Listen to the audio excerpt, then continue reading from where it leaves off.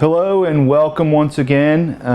You are tuned in to my Wix and YouTube channel, I guess. I don't know, I don't have anything fancier to call it than that. But welcome back and thank you for joining us for today's live chat. If you're live chatting with us, and if you're watching on your own time from wherever you are, thank you for joining us from wherever you are, whenever you are. My name is Jeremy Elledge, and I'll be your presenter for today's training, and so appreciate you joining us. Like I said, you are here for changing aces where you are. And so this is really an important training, something that I'm very passionate about, and so we thank you for joining us for this recording of Changing Aces Where You Are. This is approved for ethics. We did submit it to the Behavioral Health Board, so it's good for ethics for LPCs, LMFTs, and case managers, and as always, my fellow social workers. I get that certification each year. So want to thank, as always, our kind of partners and friends, the folks I work with at the Evolution Foundation, Robert, Jeff, and the whole team. Thank you guys, as always, for just all the good stuff you guys do and that you support me to do and that we do together. I have great appreciation for all of it. Thanks again to the Southern Plains, Tribal Health Board, and all the good work they're doing there, and really excited to be working with you guys, and also the Oklahoma Families Network. We have some friends there, and so we're really we appreciate your support, and are looking forward to collaborating with you guys again. So let's see, we are back to all online training for the remainder of 2021.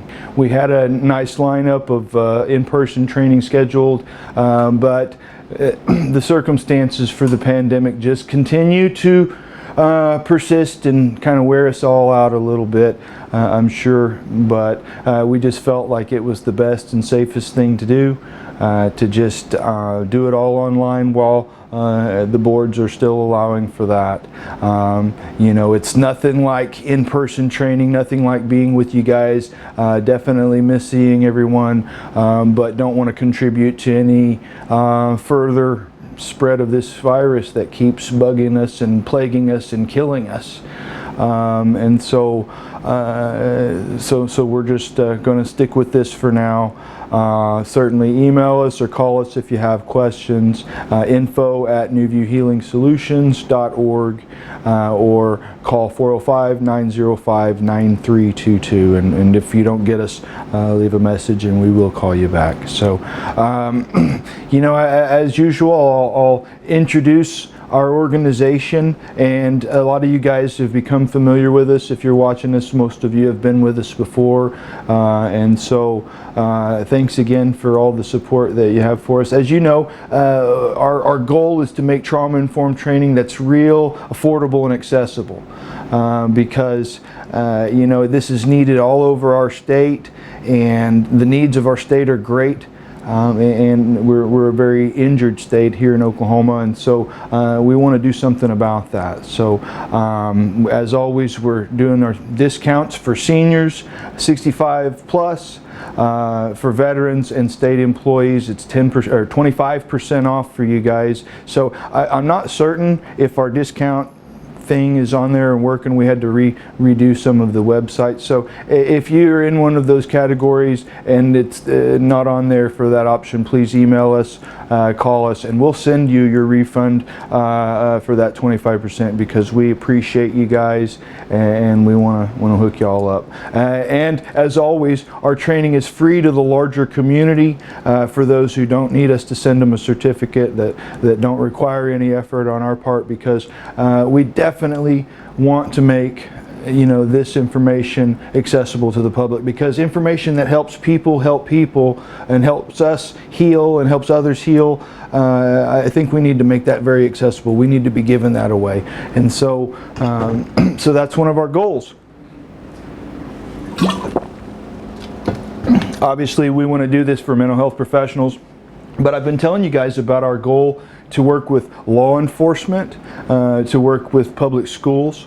And so I have kind of a happy report to update to give you on that. So we have worked with well over a dozen schools in Oklahoma this year, according to what I'm told by the Oklahoma Families Network. So we had folks attending some of our training from a number of different school districts, and so we're glad and happy to do that and looking forward to working with you guys again. And also, as you guys know, we're hoping to offer training to every single police department in Oklahoma, and we got our first police department. We got we had a taker. It was kind of like, what? Really, you're actually going to let us do it? So, so that was exciting. Thanks to our, hello, and thanks again to our friends in Grove, Oklahoma. Made some good buddies out there, and look forward to working with you guys again. It's a tough job, and that's an injured population, a stressed population, and a very difficult job that you guys do. So, really appreciate you guys for being ready to keep learning on how we can keep doing this and how we can heal our communities. So that's us. We're still looking to add members to our team. So if you have something that you want to talk about or share related to how we can heal from trauma, then we definitely want to hear from you, because I think people probably get tired of hearing just me talk, and there's others that have good information to share. And so we want our team to grow, and we believe that we're already doing some good, because Oklahoma, I've been telling you guys for a couple of years now, according to a statistic that I heard in the Tulsa World a few years back, is that we're #1 in the nation for ACEs, #1 in the nation for family type of trauma with children. And so, I know I'm not going to preach at you guys like you don't see it as a problem also, because that's why you do what you do. And so I thank you for what you do, and the roles that you've chosen in life to get to help with kids and with families. But we decided we were going to do something about that, and we believe that we're already having some impact along with you and many other people doing good works in Oklahoma. So I heard another statistic recently, and of course the way you measure ACEs, it's all, it can be measured in different ways, but one measure has us #3 in the nation now for ACEs. And so that's still really high, and that's nothing to necessarily go spiking the ball on just yet, but I will say that that seems like the needle is moving. I believe that we can't take all the credit for that, and no one can, but I believe that we're contributing to good things in this state, and so are you, and so thank you for that. And so, as always, by getting your training with us, you're supporting us to do those good things and offer those free trainings to our law enforcement and to our teachers in our schools. And as always, we do guest speaking anywhere there's injured kids that need to hear a good word. We always do free guest speaking things for kids. So kids, they don't got no money, they can't pay us anyway. So, but just kidding. We try to do what we can to change ACEs from wherever we are.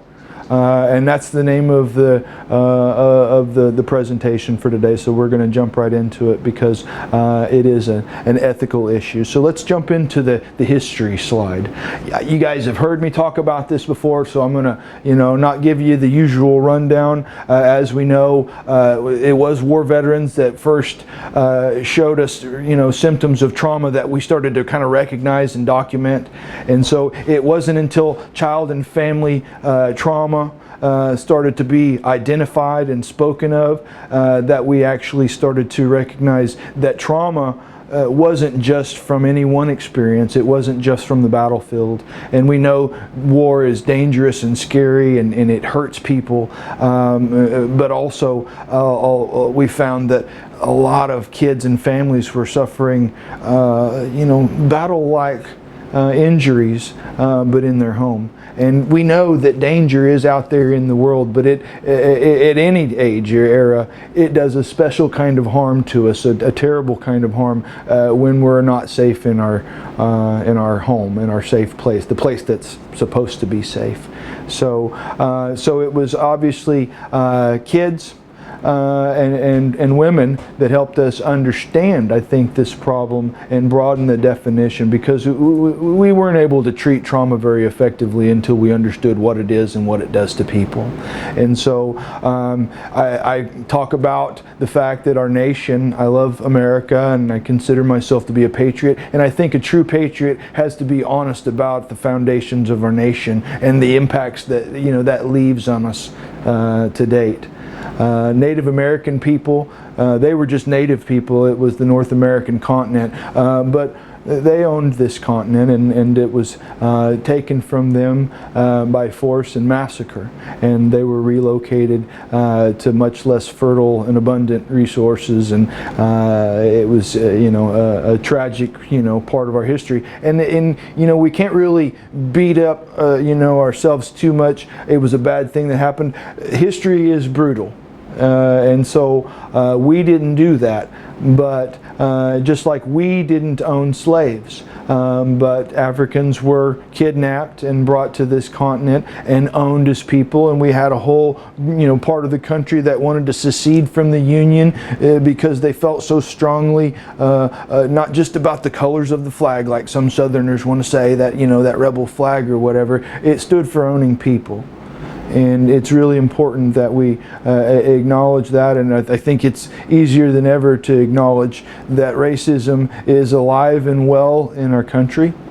And so that's why I keep talking about the history and the foundations of where we have come from as a people, because it's important to understand child abuse has been abolished. It's no longer, it took us, we protected livestock, as you guys know, before we protected children, developing human beings. Animals we planned to kill and eat were more protected than the developing human child. We know that. And so we know that you were allowed to beat your wife with something that was no wider than your thumb. Remember the rule of thumb? Some people will use that term not knowing what it refers to. And so we know now that that was actually a legal precedent, not a law, but a precedent that did acknowledge that it was okay to beat your wife. Now, not with anything wider than your thumb, because we don't want you to break too many bones or kill her or anything. That's problematic. That's unpleasant for the society. But obviously I'm being facetious, because this was a terrible thing, because women had way less rights. Being a woman and being a wife was something quite similar to ownership. It was certainly a secondary type of citizenship. And so you guys remember Sigmund Freud, many call the father of modern psychology, and his term was hysteria. Women were hysterical because of their lady parts. And then he'd, prescribe a little cocaine, and come back in a week, whatever, So again, a lot of nasty notions, hurtful concepts and thinking exists today, and that's because a lot of our norms and instincts are passed from generation to generation, not because you learn it in high school. All right, it's time for everybody to learn how to treat one another. A lot of those seeds have already been well planted. And so a lot of norms are passed from generation to generation in a time I call pre-logic, where we do what's familiar, not necessarily what makes sense, what's moral or right. Anyway, we'll also, on there, the marginalization of gay and lesbian people and transgender people. I'm just kind of coming to understand some of what we're actually learning about human development as it relates to this. And so, but at once upon a time, the Bible and other, and the DSM, and medical diagnostics did say that it was wrong to be gay or lesbian.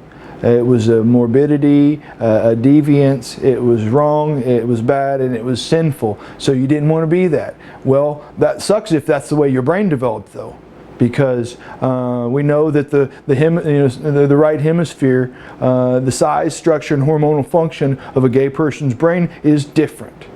and some of it's pretty obvious when you look at brain scans. So I think that's really important, because a lot of really old school views are passed from generation to generation, not because it makes sense, but because that's the way it's always been done, or that's the way. And we have to challenge any views that allow for marginalization. No matter what we view about lifestyle and what's a sin or what's not. It also says in the good book that you're not supposed to get your hair cut at a certain time of year, and it also says that you're not supposed to eat certain types of seafood that people eat every day. And so it's people can be pretty selective about the sins that they love to hate the most. And so I think, we are given a brain by our Creator, and I think that we're supposed to use it, and we're also given a heart. We're supposed to use that too. So, but anyway, thinking about that, I mean, the good book was also used to justify slavery too. So I think sometimes human beings don't always hear the word correctly, and sometimes we misperceive it, and Lord knows how many times the good book has been interpreted and different things and transcribed. But it did say that man was allowed to own and reign over the fowl of the air, the fish of the sea, and the beast of the land, and black people were called beasts. And white people were real people, and black people were not, and that was not true, of course, but that's how they justified the atrocity. And a lot of those views are rearing their ugly head again. So understanding these foundations is part of how we can start to change ACEs, because these things are still happening. Because we've made laws to protect women and children. We've made laws to abolish discrimination and slavery and different things, but they still happen. And so that's our task. And so one of the things, like I said, I get pretty excited and passionate about these topics. I'm not preaching to you, but one of the things, the reason I wanted to do this presentation is because we've got to get more in society on board with preventing childhood trauma. We've got to get more on board, because in the state that's either number one for traumatizing children or number three, either one, it's more than just us mental health professionals and counselors and teachers and volunteers can tackle. We need more people to care about this. And so, and until we're trying to take care of every child, so I don't know how humane or sane our society truly is. I saw there was Sandy Bloom wrote a book toward the evolution of a humane and sane societies, and we're not there yet. So anyway, what's next? We're talking about trauma, chronic stress. Yeah, traumatic history of Oklahoma. Yeah, I about skipped that. Well, again, understanding our foundations is really, really important. And Oklahoma has been in a very injured state from its foundation. And so if you look at the Trail of Tears I mentioned before, the tragic journey that many Native peoples did not survive. But it was a brutal journey to a land that was much less fertile and abundant and much harder to farm and all these different things. So, but then we had the Dust Bowl and the Great Depression.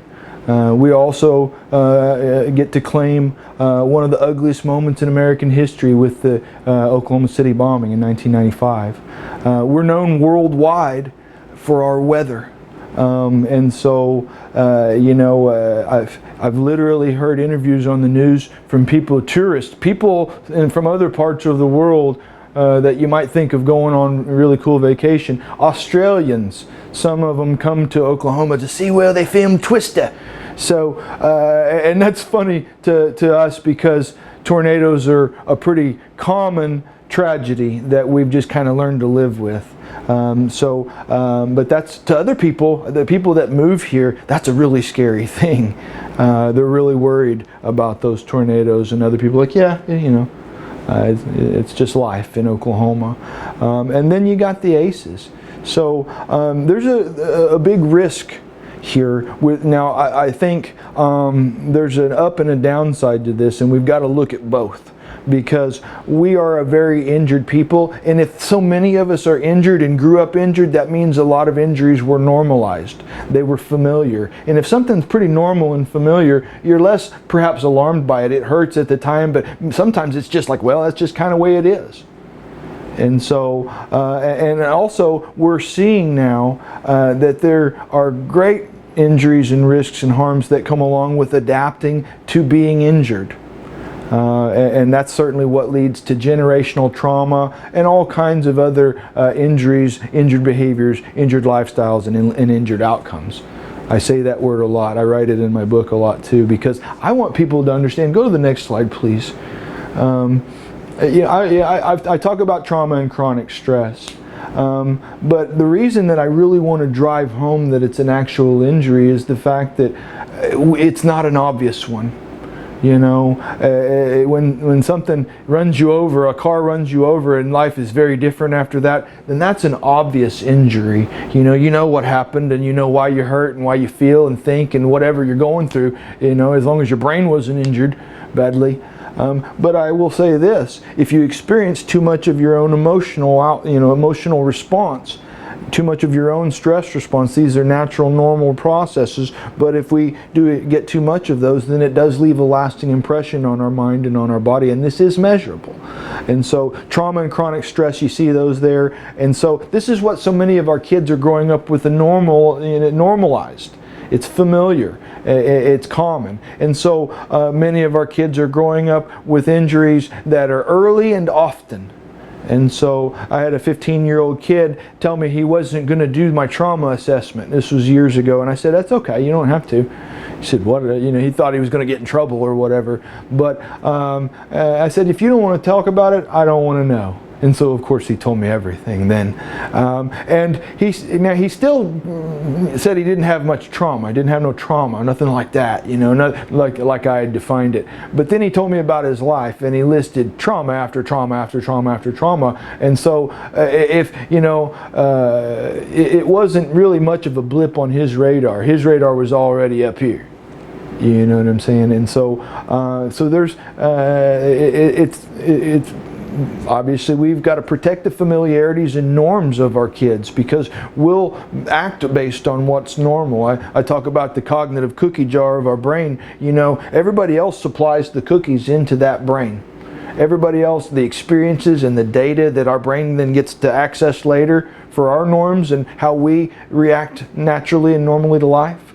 So it's really important that we guard the norms of our kids. So, but trauma and chronic stress, not the same thing, but it has a similar impact on our mind and on our body, similar outcomes. So, and one of the things, chronic stress, it can be a bit more insidious, because if you have intense things to focus on or work on or worry about for long periods of time, then it is pretty easy to overlook, you know, that something is affecting you in a significant way, because again that stressor has become normalized. And so and I believe that we get very adapted to having higher levels of cortisol and adrenaline and more active nervous systems. And go to the next slide, please. Again, reminding you guys, one of the reasons I have to say injury is because injured people do injured things, and they provoke some pretty strong emotions from us kids. Can really push our buttons. And what we don't realize is they're doing an injured dance of their life. It's not a fun dance or a happy dance, and that's a metaphor, certainly, of course, but they're doing what they know. And a lot of times injured behaviors really do challenge our ethics, challenge our spoken and felt commitments to our profession and to helping and healing. And so we've got to really understand these injuries and prepare ourselves for the injured interaction, so we don't jump in and without thinking we start reacting and do the injured dance with them, and we start mirroring their behavior. We engage in an injured parallel process with them. And so we've got to make sure that we're guarding against that, and working with injured people's hard, you know. and so anyway, understanding these injuries, it does change our brain and our heart and our nervous system in measurable ways. Our brain is use dependent. So if you use the stress parts of your brain, the limbic system that's sending emotional information and has electrical impulses going, if that part of your brain is used more often and activated more often, then it becomes more developed. It's like a muscle that you work out more. And so if I work out my left arm more, I know I told you guys this before, it becomes more developed. And if I work it out too much, it might even injure it. I've been a little injured on my right arm actually here lately. So I don't know, maybe that's the problem. But no, but it becomes overdeveloped, and it may even spasm some. It may want to start working on its own when it's not supposed to, when I'm not calling on it to do so. And so that's what's happening with our brain. It's going to cause us to keep experiencing things we don't want to experience. You remember the symptoms of trauma. We re-experiencing an intrusive symptoms. Cognitively and emotionally, we're disrupted by something in the past. This is the way the past is leaving an impression on the present, and affecting us how we move into the future. And so you remember hyperarousal, the physical symptoms of trauma, avoidance and numbing. You remember the natural reaction. Well, avoidance, we want to pull away from pain naturally, emotionally, or physically. If you're touching something hot, your natural reaction is to pull away from it. If you have a headache, you want to take a Tylenol. We want to retract from pain. And so avoidant mechanisms make sense if you think about it. That's why people with lots of traumatic injuries and pain have more risk for addiction and compulsive behaviors, because there's more pain that their body and brain is experiencing ongoing. And so why wouldn't you want to not feel that? Obviously. And so dissociation is kind of an avoidant mechanism, and it's something that people do if I get too long-winded. But it becomes something that's really self-preserving in the moment when we're in danger, but then it persists when we're no longer in danger, and then it's disruptive. We lose time, and it's not productive or helpful. So fear, distrust, shame, and guilt, those are some of the other symptoms, the lingering emotional impacts. We know it's an anxiety disorder, and it also leads to a lot of depression and self-esteem issues. Shame and guilt. And one of the things, shame and guilt, according to the UCLA PTSD index, is actually one of the sets of symptoms there. But I also believe, trauma can cause us to feel ashamed of ourselves because of the change, because of what's happened and the way it's made us to feel. But also, there's all kinds of things with survivor's guilt and irrational guilt and different things. But also, I believe that some of the shame and guilt is the result of injured behaviors being punished as bad behaviors, because little kids, they don't really understand that they're injured. And so if the world punishes them and tells them that they're bad, even though it's some alteration in their brain and their heart and their nervous system, then maybe I am bad. And if you buy into that, if you believe you're bad, that's one of the worst, notions that you can ever accept. And so we've got to help people understand injury. You're not bad and you're not wrong. The injured behaviors are not okay, and they do cause a lot of problems. Our prisons are full of injured little boys and injured little girls that couldn't figure out how to stop doing injured behaviors. And the world figures it out for you sometimes if you don't. It disrupts our sleep. I was just listening to someone named Matthew Walker. You can look him up online. He studies sleep, and he quotes directly, if you get less than 7 to 9 hours of sleep, you are shortening your life if you're doing that very often. And so obviously we need REM sleep, and we need those full stages of sleep. A lot of us are not managing sleep well enough. We're not getting enough of that. And so one of the things, we get up, if we stay up too late, then we get up too early, and we cut ourselves off. If you get if you're supposed to get 8 hours, they say, and but you get 6. Now you've only lost 25% of your sleep, correct? But in actuality, that last stage is the most crucial for your restorative processes, and so therefore you may have lost 60% of that necessary sleep. So you do age more rapidly, you die quicker, and you get sick more often without your sleep. And traumatized people have more resting heartbeats per minute. Their body is more naturally kind of worked up and at alert even in the resting state. More rapid and shallow breathing, which is again ironic because when you need to relax you need more oxygen, and the stress response causes us to deny ourselves that.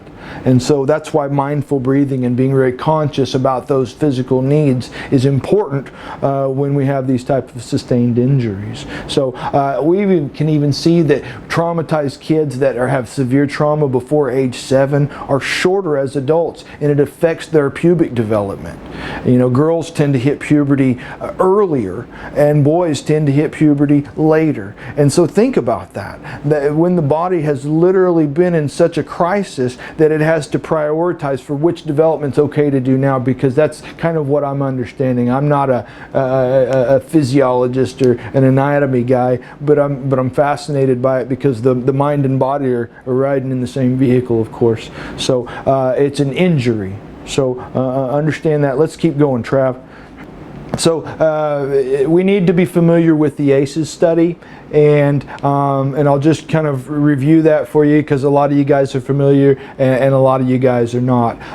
But this study was not actually set out to study trauma initially. It was a study that was about weight loss and eating habits and people who were struggling with their weight. And so and a lot of people, this was done by Kaiser Permanente and the CDC. Dr. Vincent Felitti, I believe, was the lead researcher, but there were others. And it studied 17,000 medical records from birth to death. And that's a lot.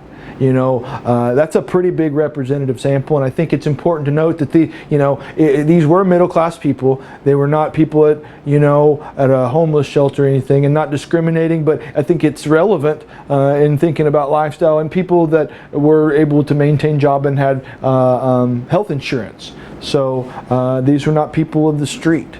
And those are different injuries, certainly, and severe ones. But people lost weight in the weight loss study, and then when they got out of it, typically they gained it back. And so they studied them and found out that family trauma, childhood trauma, was at the heart of a lot of the behaviors. Now, and we can't say A immediately causes B, but it came up again and again that it was a high correlation.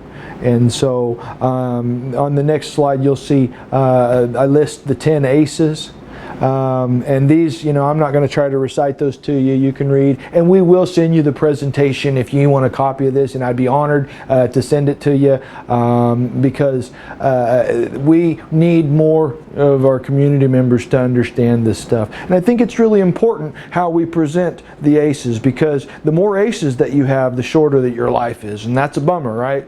And we could depress some people with that and discourage some people and cause their injured behaviors to feel like a foregone conclusion and an excuse not to change. Because we can change a lot of these trajectories. But these are family types of trauma. And one of the things that sticks out to me is, kids cannot prevent their own trauma typically when it comes to adults. And they cannot change their world. They can't reach the pedals to drive away. They don't have cars. They don't have money or credit cards, and they don't have brain development.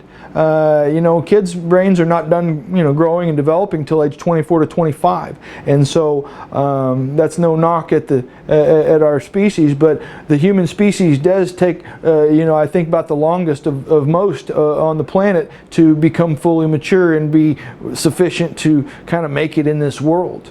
Every one of those ACEs has to do with an interaction or an exposure to or the provision or lack thereof related to a caregiver, an influential adult in their life.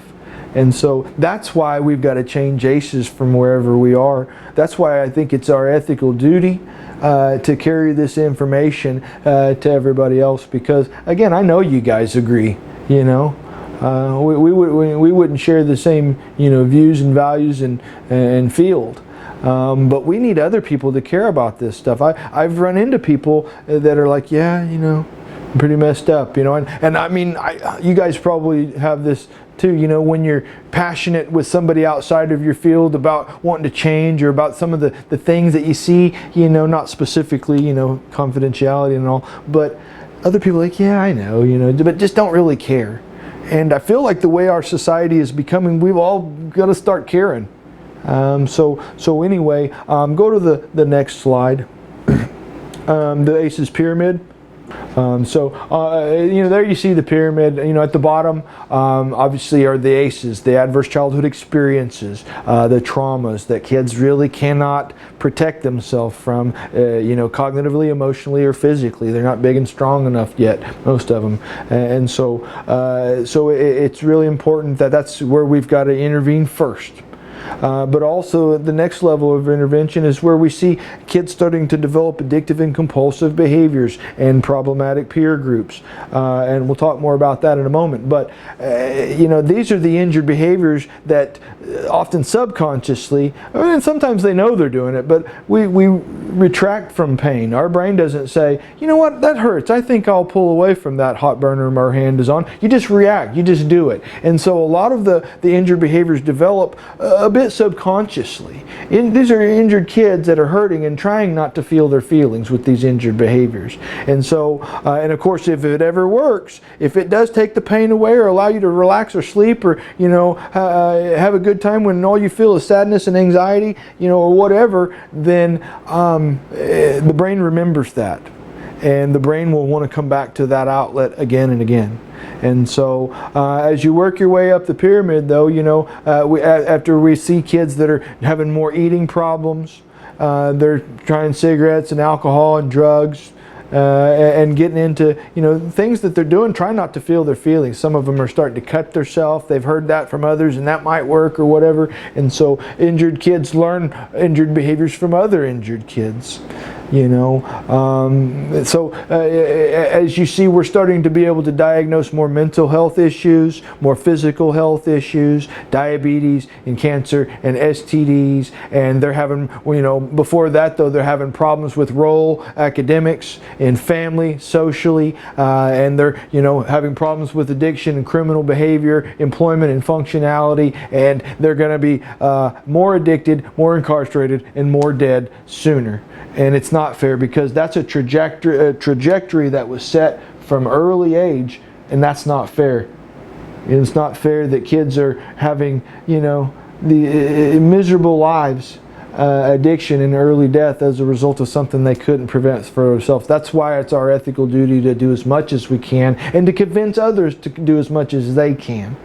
To do something about this, because these outcomes don't have to be true. We know many of us have found resilience and changed those outcomes for ourselves, and others helped us change those outcomes for ourselves, and so there are many examples of that. So it's not a foregone conclusion. We need to remember that, and whenever we intervene, we can get kids to change those tragic trajectories. You know, thinking about all the math that somebody shared an analogy with me about space, and they're shooting a rocket and they're planning to go to the moon, you know, and so the mathematical equations for how they, you know, blast off the rocket and aim the rocket and all these things. I'm sure they have better terms, and navigate the rocket. It has to be very precise, because if you're, you know, a tiny fraction of a fraction of a fraction, which doesn't seem like much on Earth, but once you get that far along your along your travel, it really changes the destination a lot. And that's what we need to do with kids and ACEs, because there's a lot that we can do. That can really, you know, we know that we can influence the ongoing development of our brain based on what we do. So we're not stuck with just injured brains. We cannot erase the injuries from our brains, but we can forge new development, and we can learn to access that development more readily. And so when injured kids are injured with us, we need to remember how key it is that we help them accept themselves. We don't have to accept the behaviors. We need to help them redirect and manage those. But we have to find a way to keep accepting the kid. And so, people cut me slack when I had a broken leg and I was hard to live with because my injuries were obvious. But remember the brain scan. Remember the brain scan I showed you before. Because that is a big alteration to our body. It's on the inside, but that's the most significant part of our body. It's the thing that runs the whole show. So remember the injury of trauma when a kid provokes strong emotions from you, and help others plan for that interaction, because we've got to plan, and we'll talk more about emotional intelligence later and how we can try to plan for those scenarios that are going to be more predictable. And you can look up the stats. For us that are Oklahomans, we get tired of hearing about how bad we are. We're proud but we know. But it's hard to ignore. You remember that ACEs was founded on the study about weight loss. And so, of course, one of the injured behaviors is the way people eat after those injuries. And so, number one in heart disease death and heart, disease, related disorders, and a lot of weight problems and those kind of health problems. Diabetes is also really big here in Oklahoma. We're number one in locking up women in the world. We're number two in incarcerating men nationally. And I refuse to believe that that's because we've just got more bad people, but we do have more injured people. We're 4 in divorce, 4 in cancer. And again, I look there, we're 46th in spending on education and 46th on mental health. Now, I believe Big Business Stitt has tried to move the needle a little bit on the educational spending and some of that, and maybe even the mental health spending. But in the 40s is still not good. And we're getting what we pay for. We're getting what we pay for. I won't tell you about politics. I don't want to get into that. But I do believe it is about dollars and cents. And common sense. And Republican or Democrat, we need to support people that are going to support us and support the kids, because the kids can't do it for themselves. They can't prevent their own childhood trauma. And so we put people in there who say they value family. They show up at and cut ribbons and say pretty words, and then they go back and do the best support and service for big business, and that's hurting the kids of our state. Anyway, we're getting what we pay for. So there's lots of other statistics that we can look at about Oklahoma that need to change. So what's next? Next is the family and generational trauma.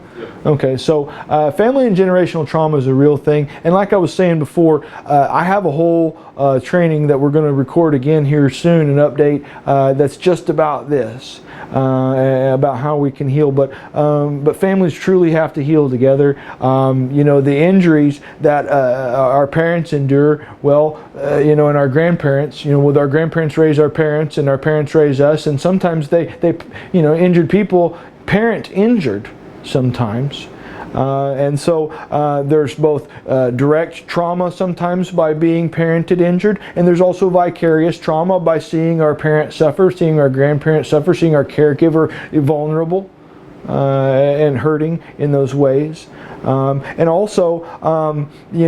the whole kind of nature and nurture thing, because it does present a norm of being injured and doing injured things, and it also, I believe that we're seeing, what we believe to be gene expression. No change to the DNA, but when we can start to perhaps be impacted by the stressors of our ancestors, and maybe even a real and physiological way. I've told you guys about the mouse study, but I'll review really quickly. They shocked male mice and exposed them to cherry. Shock them, cherry, shock them, cherry, shock them, cherry. And of course they came to associate fear, stress, pain, injury with the cherry blossom smell. And then they reproduced those mice, and for 3 generations, and perhaps more, I don't know how far they did the study, the male pups were demonstrated visible and measurable fear responses and stress responses when exposed to the cherry blossom, and they never were shocked.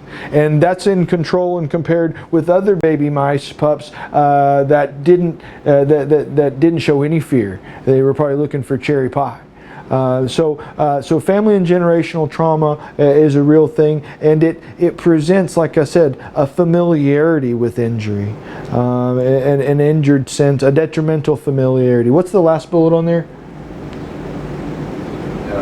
Many unconscious and recognized injuries. Yeah. So yeah, again, when you run over, you're like, "Ow, I'm hurt. Somebody help me." You know. But if you're injured and you're not conscious of your injuries, then you're not as likely to do something about them, to seek help. And those around you that are unconscious of their injuries or your injuries, they're going to say, "Shake it off. What's the deal? Get over it." That sort of thing. And so, so unconscious and unrecognized injuries do a lot of harm, and then they keep harming because they're not supported and addressed.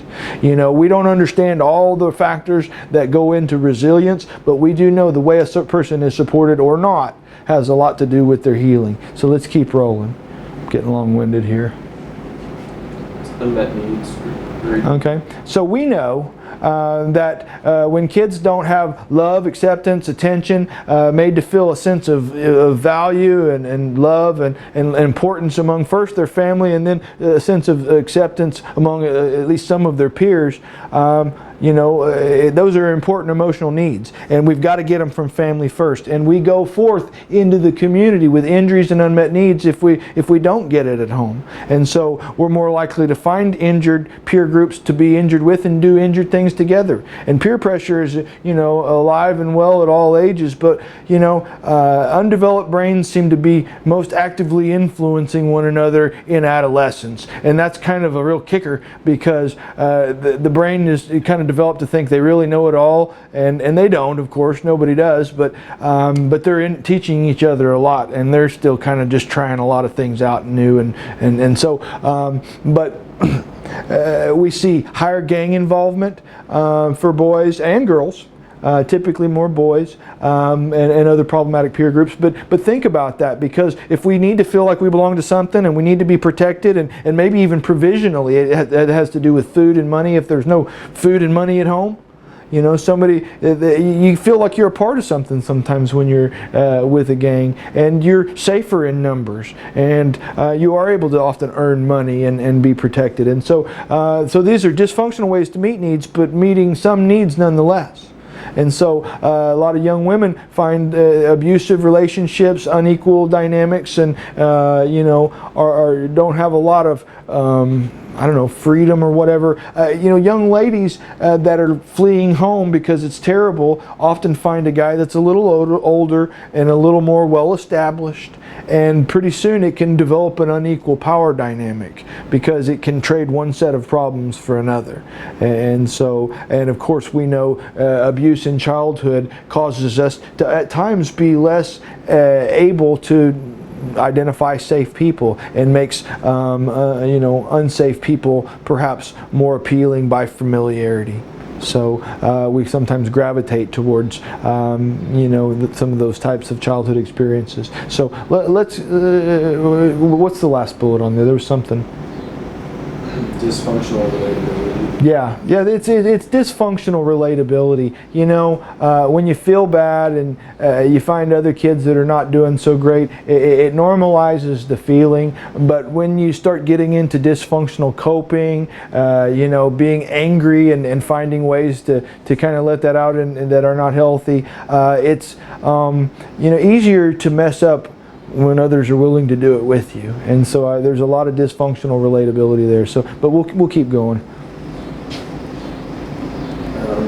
Doing all we can for kids. Yeah, it really is an existential crisis. I think most of us that are listening are doing all we can for kids. But again, I say changing ACEs from where we are is really all about convincing others of the need, the imperative of this cause. And so I really feel like a few of the biggest problem makers of the world needed a few more hugs.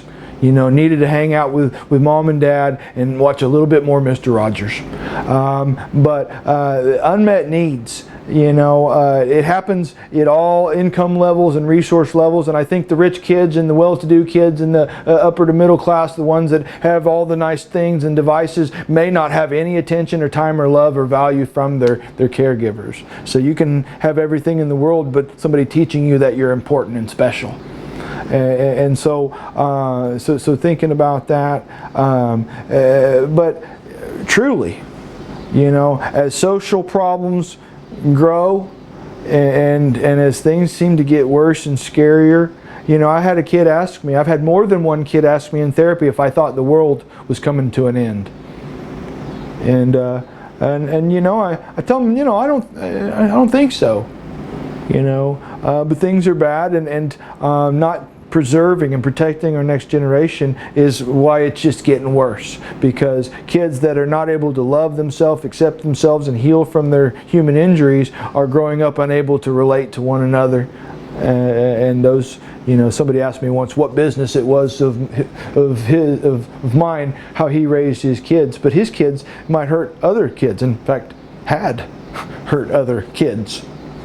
So anyway, it's all of our business.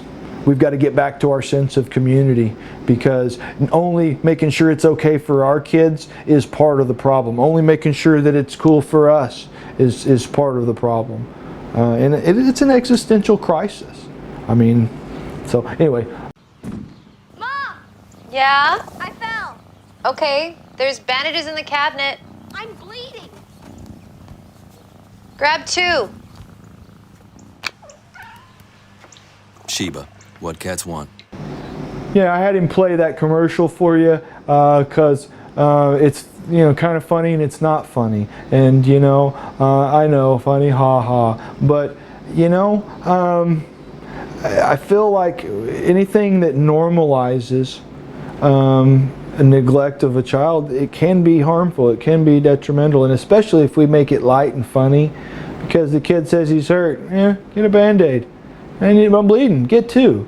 You know, a lot of kids, you know, injured behaviors are calling out and identifying needs, and we don't always identify them. We've got to explore, because human behavior, it really is like a nature show, you know, and when the nature show, you got to have a British narrator, or maybe New Zealand or whatever. Here we see the young males grappling for dominance among the herd.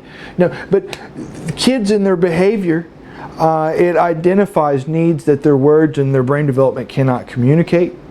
And so it's really, really important for us to identify, because it's not always that they're asking for a Band-Aid, you know. And if you look at the next slide, passive parenting, active harm, you know, it is sometimes funny and stylish and cool to ignore kids and, you know, blow them off and call them brats and go play and whatever. You know, the old timers used to say, what did they used to say about kids? Speak when spoken to, seen and not heard. You know, kids were along for the ride with whatever was dictated. And so a lot of those norms do persist. And so kids have needs, and when they're not met, those needs numb. Those needs start to diminish, and with them, some of those capacities. And so it's so important for us to recognize that passive parenting, you know, sometimes it takes a lot to hurt a kid, and sometimes it doesn't take much at all. It takes somebody that's just disengaged. You know, a lady that I used to teach parenting classes with, she said, you know, when your kid walks in the room, your eyes are supposed to light up. You know, warm and show visibly, because communication is more than the words, but it's what we communicate with our body language and our tone. We got to show kids that we care. And when we're tired and when we're stressed, we kind of have to remember that, because adults do need adult time, and taking care of our own needs is very important. But kids have a lot of needs too, and they can't meet a lot of those needs on their own. Kids can't teach themselves how to love themselves, how to cope and express with their emotions, especially if they don't have adults that are willing to do so. And one of the reasons that we really need to empower the parenting role is so they can understand the needs of kids, because I noticed there that I see that I put emotional numbing. Kids have needs, and those needs, if they're not met, those needs for attention and value and love from the parent. I mean, a lot of kids know their parent loves them, but don't experience the interaction of it enough. And so, kids do have real needs, and so when our needs are not met for long enough, they tend to kind of diminish, and along with it some of that emotional capacity. And so I think a lot of parents parent like they were parented, if say that 10 times fast, and a lot of times they run from the norms that they were parented with. So when people grow up with abuse and neglect, sometimes then they're going to go the other way and be very indulgent or whatever. But we can really empower the parenting role, and that's something that I'm looking forward to doing with our parenting program when we get it off of the ground, and something that we're already doing, or that I'm already doing, and a lot of you guys are doing, when you're educating parents and helping them see that they really do have the most powerful role, because they'll bring them to therapy once a week, and they'll be in school for a certain amount of hours per day. So there are some other key individuals, parents, teachers, and others in the community that really do have a key role in helping to change ACEs from where they are. But we'll keep you guys posted.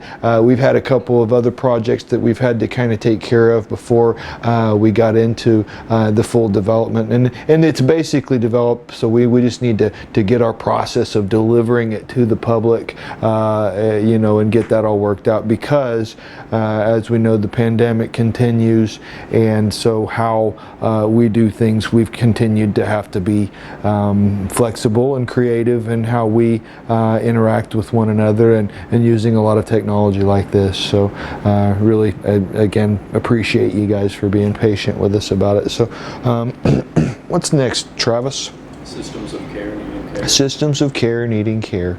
And so this is again a part of how we as an organization and in collaboration with others really hope to help change Oklahoma ACEs first, and we're going to be I guess we're going to be doing the conference for Kansas State in October, so we might help to change some Kansas ACEs also, so some Kansas ACEs. But there are systems of care that are there to do good for our communities, and these systems, I believe, do a lot of good. I mean, where would we be without our school systems and our teachers, without our police officers and law enforcement departments, and our mental health care systems? Obviously, we would be societies of chaos and dysfunction without those. But also, we are somewhat, we're still some chaos and dysfunction in our societies, and so let's think about a little bit more about it. I think a lot about organizational culture and the norms that we pass down to the next set of professionals that are doing the job, because we every day, veterans are and people who are accustomed to doing the job are teaching the ones that are coming on to the job how to do it and what's normal and what's okay. And so and I think most of us, when we come into this work, nobody goes into teaching or policing or mental health work so they can get rich. I don't see lots of limousines and Rolls Royces at the mental health conference. We do it because we care. We do it because we see the need and the value in it, and so. But also, culture is really plays a significant role on how we do things. At all levels. We always think about peer pressure as it relates to kids, and how kids are affected by one another, their peers, and the influence of their behavior. but that affects us at all ages, and so the way that the group is functioning has a big influence on what we see as normal and acceptable, and right and wrong and all these things. So you know, I know lots of good teachers and lots of good schools and good school systems, but also injured kids do injured things, and so they really challenge you know, our emotions. They can provoke some really strong emotions from us, and I know that sometimes the kiddos, the injured kids and the patients that I work with and their families, they provoke some strong emotions from me sometimes, and I get to work with them in you know, one at a time, individually and in small groups with their families. And so teachers have to do this you know, in mass numbers. So you know, my hat's off. I have a lot of respect for teachers and what they're able to do. But also injured kids have a lot of challenging behaviors sometimes, or they're often very depressed and withdrawn, and so these are kids that we're often missing. It's very easy to punish these kids. They're the ones that get suspended and expelled a lot. They're the ones that you know, skip a lot of classes, and they're acting up in different ways. And so these are the kids that really need to be in class the most, and we really need to be reaching out, because their behaviors are telling us something. Injured kids do injured things. I've said it a million times, and it's not very scientific to say bad behavior. Now, again, we want to be people that look at this from a scientific approach and from a humane approach. We're not there to punish. We do have to sometimes implement natural consequences to help remind that the fire's hot, don't touch it. But it is really important that we do things that are resulting from our you know, from what the kids need instead of our strong feelings. And so one of the things that we really want to do is help teachers be very calculated, and we want to do this with, you know, with parents, with mental health professionals, and with law enforcement as well. But we really need to be calculated and have a well-rehearsed plan in place, and do lots of role plays, and also just prepare ourselves to kind of mindfully say each day, and especially if we know we're dealing with an injured patient or student or person in the community, we have to recognize that this is an injured person.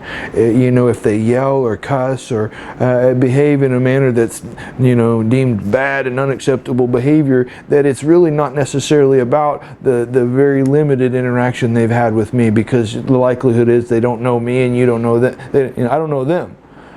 So it's really important for us to prepare for injured interactions, because I've said it before and I'll say it again, injured behavior challenges our ethics, because we want to do good, we want to do no harm, we want to not re-traumatize or trigger unnecessary escalations, but sometimes we find ourselves in that traumatic reenactment, because sometimes when they're already doing their dysfunctional dance, they're doing what they do, it's really easy to start mirroring their behavior. And what we need to do as professionals is make sure that we are maintaining our professional demeanor and trying to help bring them up, rather than engaging them in the injured way that they sometimes do with us. So I know that I've told you guys before, and I won't go over it again, but the kid that kept abusing us and hitting us and hurting us, the way that we got through to him, and it was a painful way for us, but we didn't hurt him back.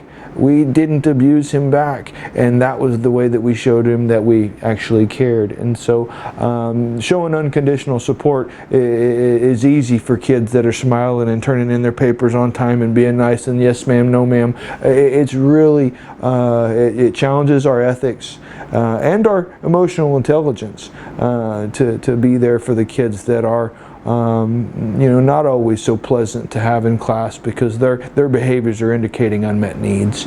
And so the next bullet is about mental health, right? So, you know, I'm a career mental health professional. I started out in inpatient care, and so, and again, I don't know anyone that got into the business so they could harm patients. But occasionally it does happen in treatment. And I think, you know, with the best of intentions, again, under the guise of good mental health care and good treatment. But again, culture, you know, instructs as much as policy. And so, and it's happened many times that we learn from those around us, that peer pressure factor again. And you know, whether it's just following a mundane policy or something that's more significant and life-saving, the veterans teach the new guys how to do that. You know, I was cleaning up something and doing, I was a direct care assistant or patient care assistant, and I was doing something fresh out of training. I think I was cleaning up in one of the areas that we were working in, and so one of the veterans said that I didn't have to do that. And I said, well, the policy said that I did, and I was just in my training last week and it said that I was supposed to. And I said, well, you know, that's what it says, you know, but this is how it really goes on the unit. And so I was like, wow, he must know. He's done it a long time.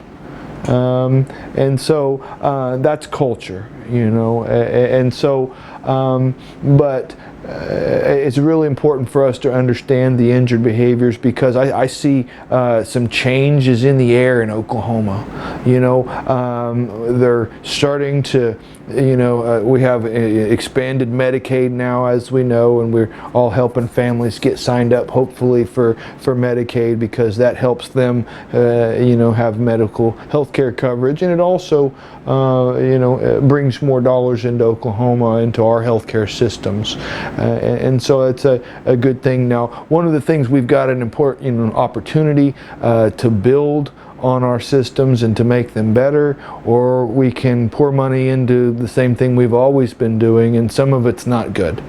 And you know, when we think about culture, you know, we get a kind of a limited slice of the timeline, but if you kind of go backward in time a little bit, I mean, the foundations of mental health care were lobotomies. You removed a piece of somebody's brain to help them, make them better, or at least make them quieter. And so, you know, we have used heavy tranquilizers at times, you know, in the history of mental health care. And, you know, certainly we've had to restrain people for their own, you know, benefit, and, you know, to keep everybody safe. And it's intended that that's only as a last resort. That was part of the grant that I was a part of, you know, in several years back. I can't remember the year specifically now, but that was one of the big initiatives, was reducing seclusion and restraint, because understanding that, you know, trauma is an injury, and these injured behaviors are merely symptoms. And so for us to react in an unkind or inhumane way, you know, even if it did hurt us, even if they did hit us and hurt our feelings, it didn't justify anything less than the most humane and you know, inappropriate care. So, but again, sometimes we would have to grab them and put our hands on them, and they would give you these procedures. You know, they used to call it a cape hold. You know, put one hand one side and one hand to the other, and you escort them, or you lay them, or you do these things. And of course, patients, when they're having you know, an outburst or a fit of instability, they're not usually like, all right, hold me. You know, they're usually coming at you or doing something that might resist your efforts. So these protocol holds are very hard and difficult and challenging. So, you know, you do the best that you can, but they are supposed to be as a last resort. And the way that we interact with people in those in-between moments, in the before, during, and after, it means everything. Because truly, the way that we run our treatment environments, whether it's outpatient or inpatient, especially inpatient, the environment is the treatment. And so if we've got the kids engaged in healthy programming with, good nurturing staff that are attentive and engaged, we can really get the treatment environment to be what it's supposed to be. Or we can have staff that are engaging the kids when they act up and they look up from their crossword puzzle, or the TV show, or whatever. And so it's really important that we professionalize direct care roles, because those are the roles I really have the most respect for, because they're moms, they're dads, they're clinicians, they're nurses, they're janitors, they're cooks, they're all these things. They have to help them with their laundry and their daily living skills. They're nutritionists. They're all these different things, and now they receive the least pay and the least training. So we really need to empower that role, because those are professional, mental health workers, and they make or break the treatment environment, because the patients and the kids spend the most time with the direct care staff. So they see the doctor for a very little bit of time, for the therapist for a little bit more time, but it's the direct care staff that can really create the environment, the milieu, as they say.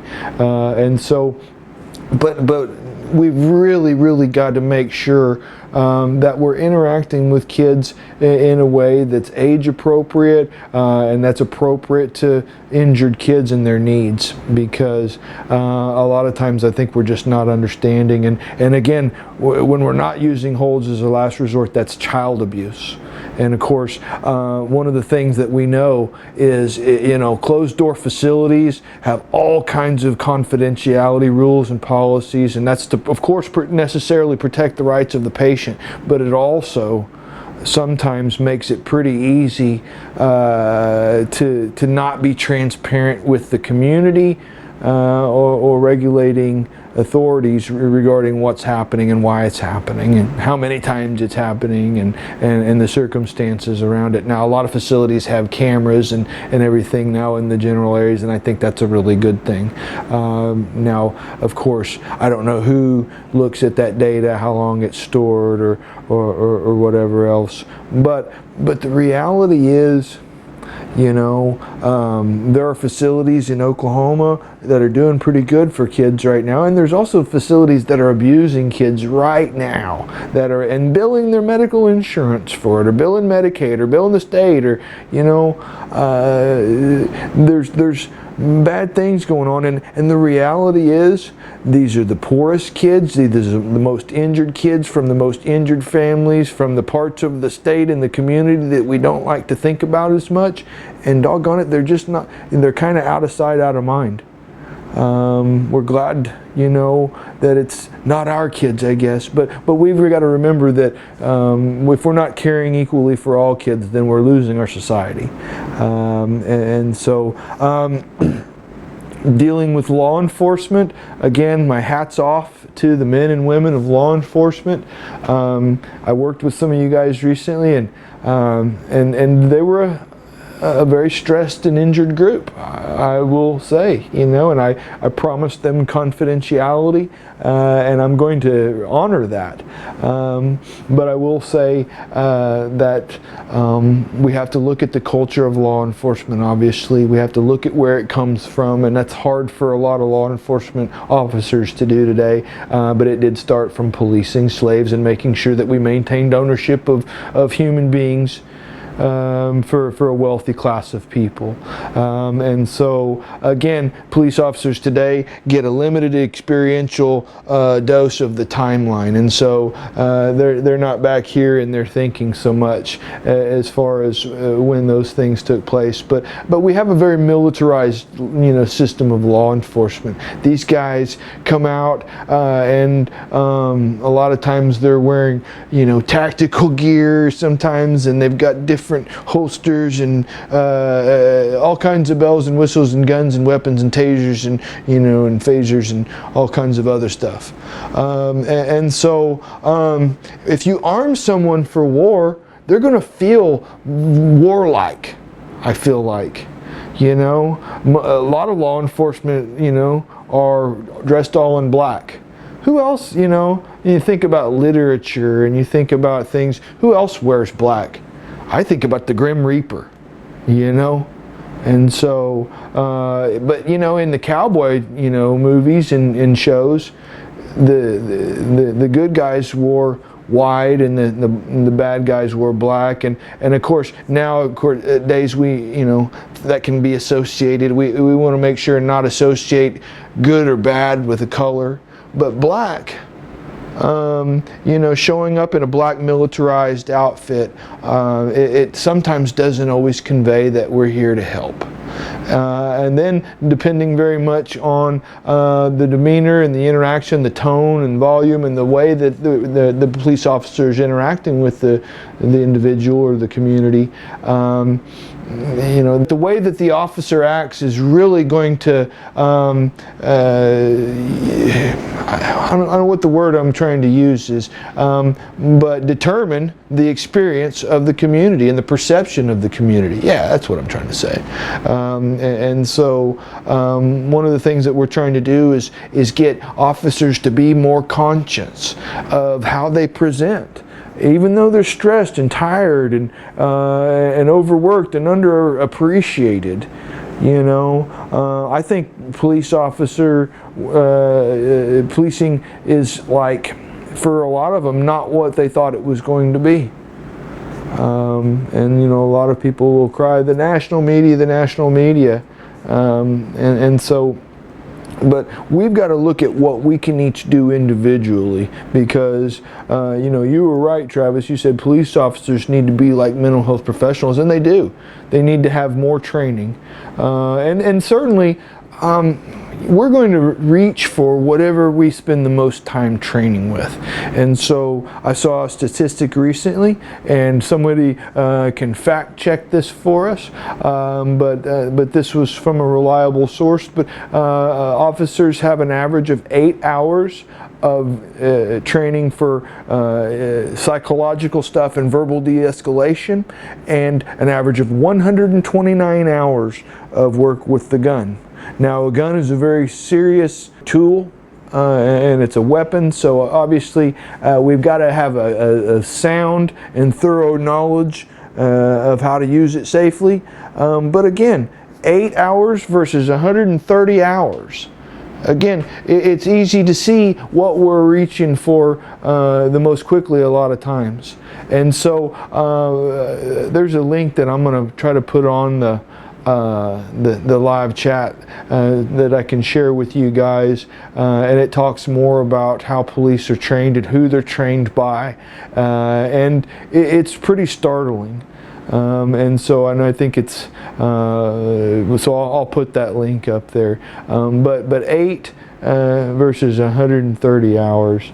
I think that's thinking about muscle movement or muscle memory, and that sort of thing, and also just how our instincts are created. So I really feel like 8 hours is so we can say we covered it. That's to meet a mandate, so we can say that we did. And so I still vote for police officers to get Hawaiian shirts. Of course, they can have the gun under there and everything, and still be armed and equipped. But instead of walking up and saying, "Hey, what's going on here?" in an authoritative tone that they've, I think, picked up over time. That's just kind of how you're supposed to sound, as opposed to, "Hey guys, y'all, everybody okay? Anything I can do to help? You guys need anything?" I mean, just going in and asking if they can be of service to those members of the community, it just sets a different tone. Obviously, we got to get down and throw down and be physical and authoritative at times, but I think that tool is overutilized. And so the police are an injured group, and we want to do more work with them, and we believe that we can not just help meet your mandates for training, but we believe that we can help measurably improve outcomes in your communities and in your law enforcement, because one of the things that I think that the guys in Grove would allow me to say is they're a stress group, and it's they're not funded well, and it's a job that's hard to to hire for these days. You know, I think being a police officer used to be a much more sought after position, and so many police departments are having a hard time hiring new officers because it is a position that is much more scrutinized. But there needs to be greater transparency, because we cannot, I mean, I think a lot of, you know, the protective immunity, you know, rules and everything, there need to be some protections for officers, but to just assume that departments will police themselves safely, or, you know, count on the DAs that rely on those officers for cooperation and testimony, self-policing is just not working. You know, it's like, you know, tell on yourselves when you're doing bad. You know, and that's clearly not working. What's the last bullet on the systems of care needing care slide? Was it the law enforcement one?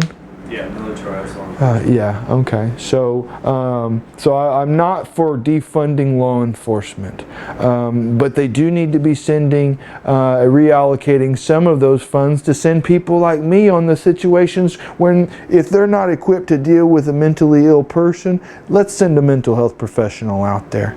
Let's do that. Because that's one way that we can change ACEs in our communities, because a lot of times I think the uniform itself is a big trigger. You know, even our good guys in law enforcement, which are most of them, I really believe, there are those bad apples, as they say, but we can't stand up for those guys. But the reputation of the police is a trigger. The lights, the car, the sound, the uniform. Let's understand that it is a trigger, and so they're not reacting to you specifically. They are reacting to your authority and to perhaps a fear or a perception. So it's really important that we work on our systems of care, because I think all of us are there to do good. Most of us are there. I think there's probably a few that go into law enforcement because maybe they were, you know, they want to be a bully or something. But I don't believe that that's most. And I don't know where our society would be without policing. I want them to show up when I call. And then I will say, I live on the east side, so when I did call, it took a couple hours. It must have been busy Monday evening. But anyway, that's Norman, and that's a different story. But anyway, let's go on. I think we should probably take a 10-minute break now, and I'll have you put some, you know, cool music on or whatever, and then we'll come back.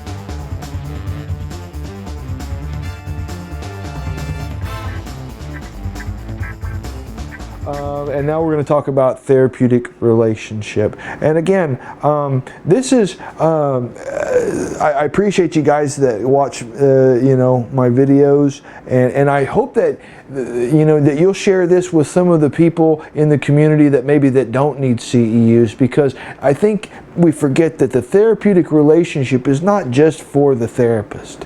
Now, if you define therapeutic, I would, we'd have to look that up. And Travis, you can define therapeutic on the screen for him, all right? But to be therapeutic is to be beneficial, in a relationship that's beneficial. And so in a therapeutic sense. And so lots of people are therapeutically helpful to one another and to kids, and it's not just the people with letters behind their names. Now, I'm not advising or suggesting that anybody should go out there and start trying to do therapy if they're not trained to do so, but anyone can listen and care. Anyone can be supportive and express encouragement. And so this is what I say, any safe adult, and a lot of times even the older kids can be good mentors to the younger kids. And so there's all kinds of therapeutic relationship. But one of the things that's true, how many letters you have behind your name, or the years of experience that you've had in your field, or how veteran or expert or fancy we might feel in our work. It's the therapeutic relationship. It's the emotional investment in the kid, in the person, that actually determines therapeutic outcomes. And so, and I think that that's really significant. Scott Miller is did different data and research on different things like therapeutic relationship, and determined that whether you've been in a therapeutic whether you've been a therapist or clinician for 2 years or 20 years or more, the therapeutic relationship was more of a determining factor of the outcome rather than how long that person had been doing that work. So I think that that's of significance. What are some of the bullets on there, Travis, just so I don't, I can jog my memory? Connection before control or cooperation, not just for therapists, any safe adult. Major influence by those who invest. Kids don't care what you know until they know that you care. Go. What's the one before that? Major influences by those who invest time.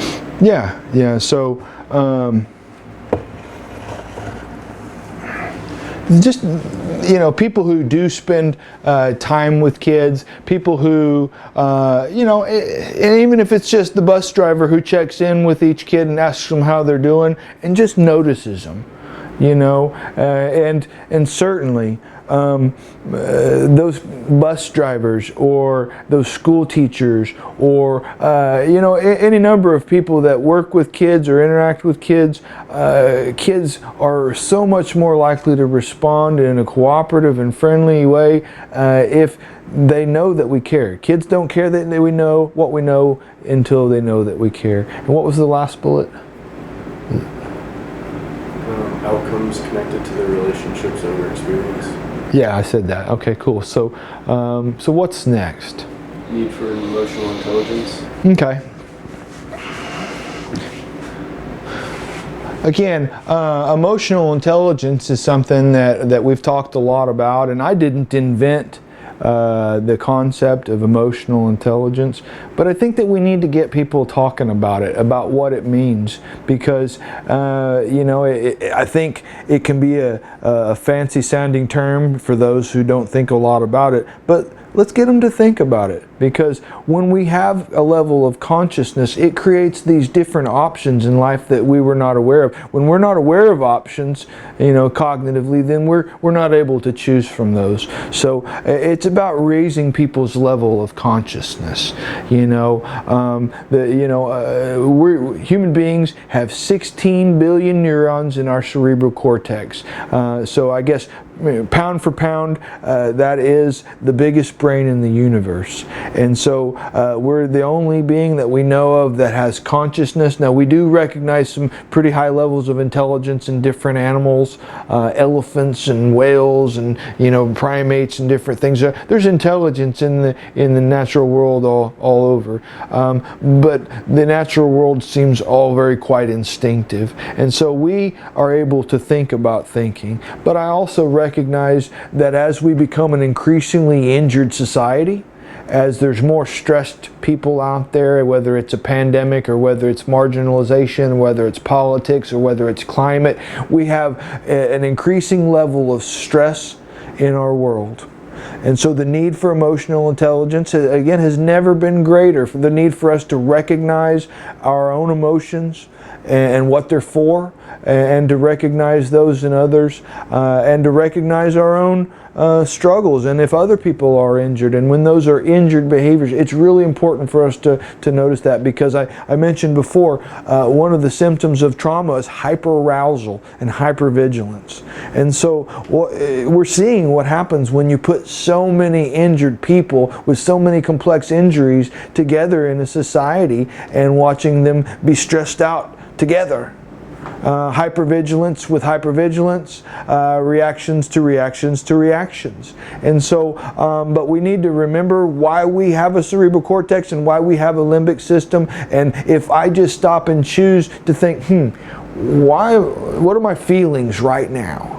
Then I'm using my cerebral cortex to look down into my brain, to my limbic system, and to see what it's doing. And in that process, I gain a level of consciousness, of awareness. And then I can come up with a goal, and I can recognize that feelings have a purpose. These capacities are there for a reason. And so if I recognize that feelings are there for a reason, then I can choose a healthy reaction, a healthy choice, a healthy action or response, because feelings are there to help us. No feelings are bad or wrong. Now, some are very unpleasant.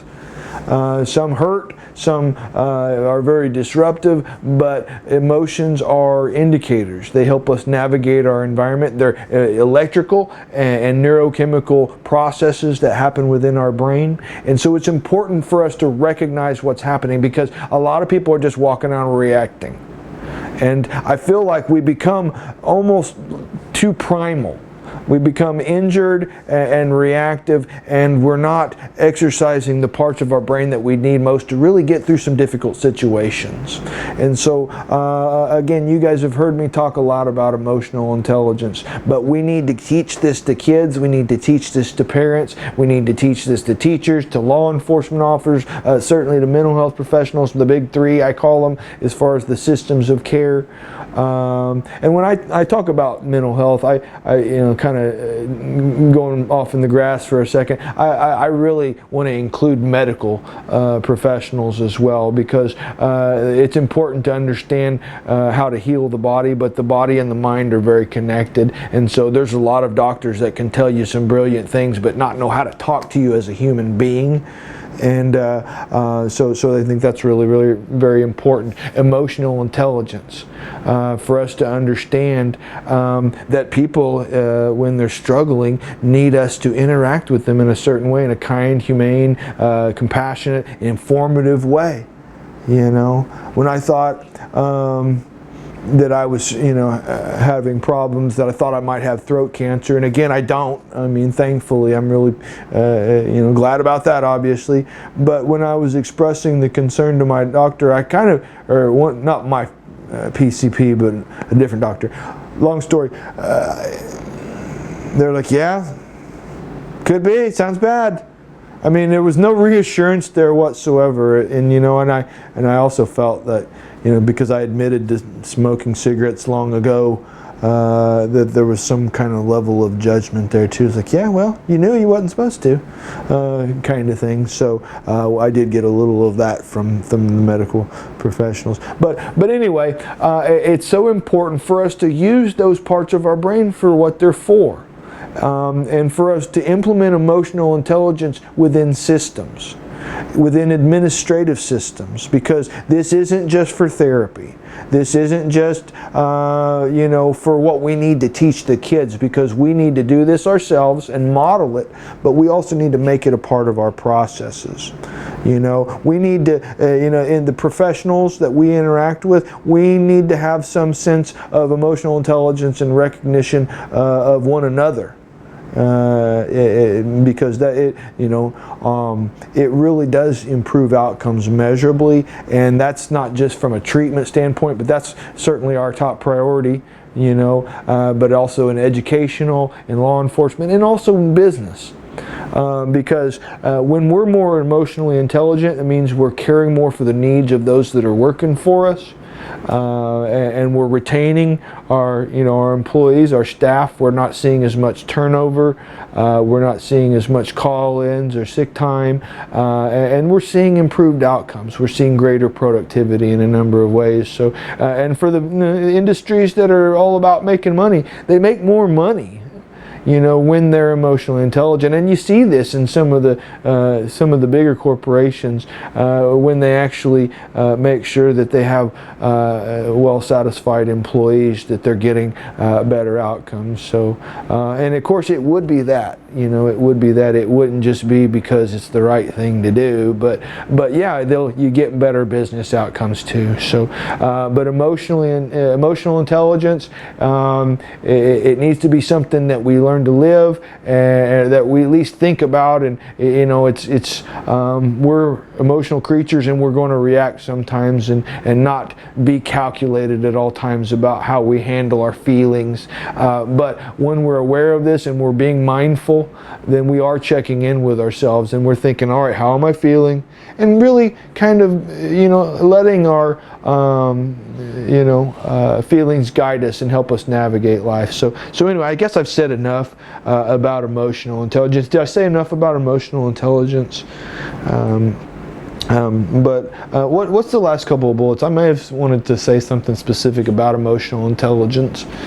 Awareness of capacities and purpose of emotions. Yeah. And then effectively recognizing, expressing, and using emotions. Mm-hmm. And then changing reactions to decisions. Okay. Yeah. So I think that one of the biggest parts of emotional intelligence is about awareness and being decisive and choosing how we express and how we deal with our emotions. But it really is also about how and when we express our emotions, and also how we cope with our feelings when they're not great, and letting feelings guide us in those ways. But it is about learning when we need to help ourselves feel better, and letting feelings that are unpleasant help us problem solve instead of make things worse. Because no emotional capacity, nothing you're born with is there to make your life worse. Nothing within your body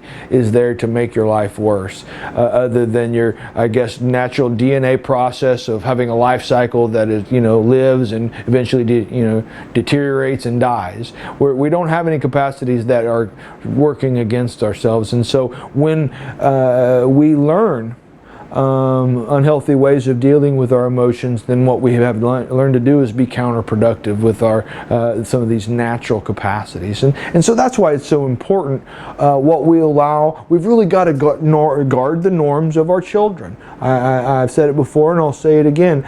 We've got to be careful about what we allow to be familiar, because the young brain is like that iPad or that iPhone with no apps or no data used up, and it's just the young brain is soaking up data because it's just constantly absorbing. And so we want to be careful about what data kids are allowed access to, because that's the data that they will choose from when they reach into their brain with their own instinctive reactions. But anyway, let's keep going, Trav. Family-focused programming. Yeah, family-focused programming, absolutely. We have a training that deals with family and generational trauma. That's going to be coming up on our calendar, and we're going to talk more about this. But really what I want to say, I want to remind mental health professionals, we are professionals. And we do get to make some recommendations. And I see, now of course, obviously, we have to make this client-centered and, pardon me, patient-driven and everything. We want it to be about their goals and what they want for treatment. But also, when families tell me that they want their kid to get better, then I know as a mental health professional that they need some of the circumstances in their home environments to improve. And I know that statistically, when we have more family involvement, when we have caregivers that are invested in that process, that understand the terminology, the coping and the activities, because we can't tell them what we're talking about when there's confidential matters. But I have seen some therapists hide behind confidentiality as a means of never interacting with the parent. And that doesn't work for me. And so certainly we can, every therapist gets to write it their way and do it their way, and certainly it can focus as an individual outlet for kids. But when we really want this to be about change, let's certainly help target circumstances in the home environment, because otherwise we're just giving the kid an outlet and maybe some validation and support and encouragement through some turbulent times, and maybe sometimes we're just helping them navigate their youth and hold on till they get to get out of a tough situation of youth. But we really can align with parents, and that's really what we've got to do. We've got to help parents understand their own injuries, to explore how norms develop, and really I find a lot of success, because I think a lot of the kids that come into our mental health centers clearly have parents that are injured, and that will tell you that they're injured, and that will tell you that they have their own trauma. Sometimes they'll tell you too much. But what we've got to do is use that time to align with them. If they're allowing themselves to be vulnerable and to acknowledge those injuries, what we can do is use psychological education to help them understand the impacts, and to help them understand, how this might have impacted their norms and instincts, and to challenge those. And one of the things too, I feel like everybody in a family has an opportunity for growth when we're coming to treatment. And so oftentimes, families that all truly have injuries and issues, they'll kick the kid out at the curb, say, "Go get your therapy. You're messed up. You've got to get help." And I think that increases the stigma for the child. I think a child is going to invest more if their caregivers set that that example. But I'm about improving outcomes, and so for those families that, all right, the school recommended it, or the judge recommended it, or somebody said we got to do this or whatever, if you're really wanting outcomes, I believe we can achieve some of those fairly quickly. But when we can make allies of family members and parents, and help them recognize how their own upbringing has impacted their norms and instincts for parenting, because there's a lot of parents parenting injured, like I said before, and we're hoping to make our resource widely accessible for the for the larger Oklahoma area. And we'll certainly keep you guys posted about that. But again, I take a pretty strong and blunt stance, and I do it at the beginning of treatment, before they have anything to really feel defensive about, before they open up, and then I say, "Oh, well, you guys need more family therapy." I don't want it to be like that, because what I want to do is help them recognize that all kids need some family therapy, and it doesn't have to be, we can recommend more or less, but I say at least once a month. And for some situations where it is more of a parent-child relational issue, that will take the front seat as doing more family therapy, so we can work with them on communication skills, so we can reduce barriers and blockers to positive communication and unhealthy stressors when possible. But we really, I just tell them though, your state stating on this assessment here, you want help with this. You want child to achieve this. We want to reduce symptoms of this. I'm the mental health professional, and I get to say this. I'm going to say that your kid is not as likely to get as well, as better as you're hoping if we are not going to support them with lots of family therapy, because family therapy therapy usually just happens for an hour a week or less, and so it's not magic. We're not doing any magic in there. So, and even such, if we are doing lots of family or lots of individual therapy, the family is necessary to help take the skills home, because it's like my daughter's violin practice. She would go to practice to lessons once a week and would practice very little. And guess what? That one lesson a week, an hour a week, it did not make her a great violin player. And so therapy is the lesson, and so home is the practice, because therapy is not even a real environment. It's a sterile, unreal circumstance. It's inside these four walls where you can say and talk about whatever, and what we're hoping to do is practice in daily life and make the jump from therapy session to reality. So tell your clients and your families at the beginning of therapy. I suggest that you tell them that we're going to do lots of family therapy, not because y'all are bad or messed up, because it's just what statistically helps kids more. Because you can help them take the skills home. You have a greater influence on the kid than us, for better or worse. So it is really important for us to,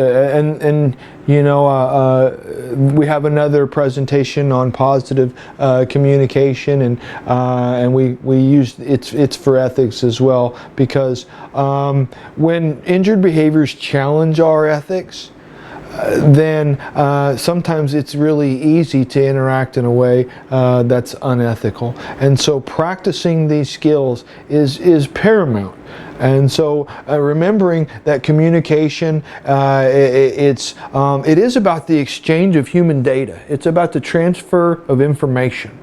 And so, and we do that in a number of different ways. It's not just the words that we speak. In fact, think about this. It's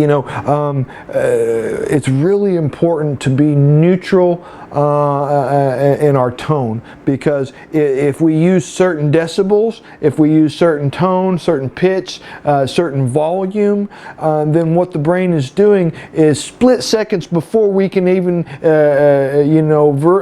understand or comprehend the meaning of the word, then we are reacting to the volume, the pitch, the tone, the look, the sound. And so what we've got to do is allow the brain to actually receive the information before it starts reacting to it.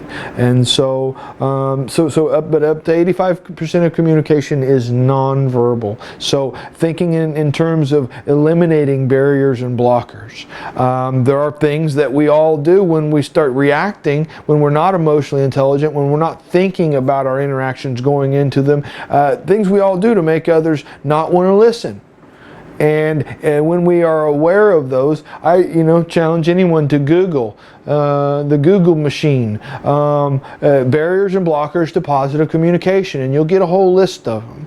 And thinking about those and making sure that families have the access to this information to think about what doesn't work.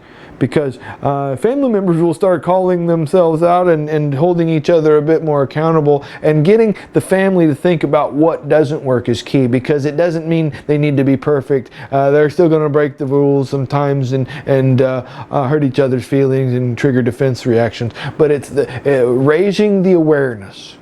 It's giving that additional cognitive choice, because awareness creates choice and power, but a lot of people are not aware to make these different choices. So we want to create different options. And so to know what doesn't work, shouting, that causes our automatic reflexes to kick in. If somebody shouts at us, then we may be able to perceive some of the meaning or what they're shouting or upset with us about, but our our brain and our heart starts kicking into reactive mode, and we're thinking danger and what do we need to do, and so we're less able to process information. And so I've often, mentioned, if I get into a role play with somebody and I just say, I'm going to be the mean guy, okay, I'm going to be loud and I'm going to pick this chair up, I'm going to throw it down right here, and you guys know I'm cool, though you're not in any danger. Now, everybody in the room would know that I'm a social worker doing a role play and I'm not going to hurt anyone, but I can get loud and I can change the way your heart beats for a second, and I can go and make your brain's processing information go to reactive mode and to kind of shut down. And so now I wouldn't want to do that other than for the processes of demonstration, but we won't do that. We don't want to trigger anyone. But it's important for us to understand that. Some people get really loud and vocal in the way that they express things, and that is, and think about it for a second. If I'm really, if I'm shouting, it means I've got something that's really important. It's really, I feel very strongly about it. And if I don't manage the way that I transfer that human information, then what's happening is that stuff that I really want somebody to understand, they're less able to comprehend and process the data. So it's understanding that doesn't work. Name calling is obviously a juvenile thing, and obviously if we are insulting someone, that means, all right, I'm going to hurt your feelings in order to make you change what you do. Let's think about that for a second. Because that's really what name calling is. I'm going to insult you and make you feel bad about yourself in hopes that you will do something different than what you're doing right now. That's usually what it is. Or that you've already done it and I want to hurt your feelings about it. So, but we need for people to understand what it is that they've done that's affected us in a negative way. So, so thinking more about positive communication, obviously the way we structure our sentences, the way that we look and sound, using I messages, because if somebody does something that has a negative effect on me, I need to be able to let them know, but in a way that doesn't trigger defense mechanisms, that doesn't make their ears close and doesn't make their brain's abilities for processing to shut down. So, but I need to let them know how their actions have affected me in hopes that they care about that, and they can help me clarify if I'm misperceiving, or they can say, Jeremy, I did not realize that my actions were affecting you in this way, and I will cease and desist immediately. Now, it doesn't always work that way, but we do need to help people recognize and empathize. The way that we help people in their emotional intelligence is to help them recognize how I'm feeling when this thing happens because of how it's affecting me. And so again, I just want to say, police officers and teachers, we need to practice and drill and practice and drill and practice and drill our positive communication skills. And so, because again, 8 hours versus 130 hours, 8 with talking, 130 with guns. And with teaching, I think I haven't seen a comparable study because I don't know how often teachers are using their guns. But no, as far as teachers go, though, I know that there's a lot of time spent on curriculum development and the actual nuts and bolts and the information that children are to receive. But I think sometimes we forget to spend enough time on how we deliver that information. And so that's how we change ACEs where we are, because if you got lots of smart stuff to teach them, if it's not reaching their brains, then we're everybody's getting frustrated. The kids, the teachers. So we need to equip the people that want to do good and that are already doing good. So I'm not knocking them, but we can do better, and we need to do better because we are failing to engage some of our most injured kids, the ones that need us the most. And so it was on the other slide, but I talk about connection before control. This is a part of positive communication. It's a part of therapeutic relationship. We've got to connect with people. You remember the Seabiscuit clip. He can be a little touchy. Yeah, I got it. No, really. I'm fine.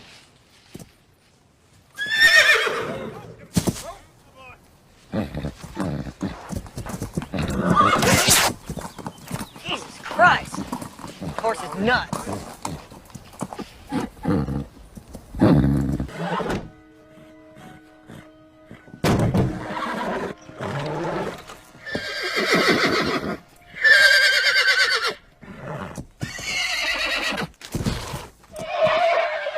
It's okay.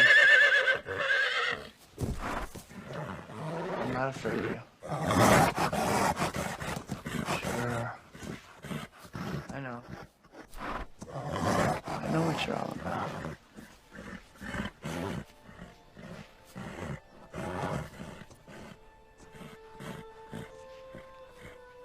Hungry?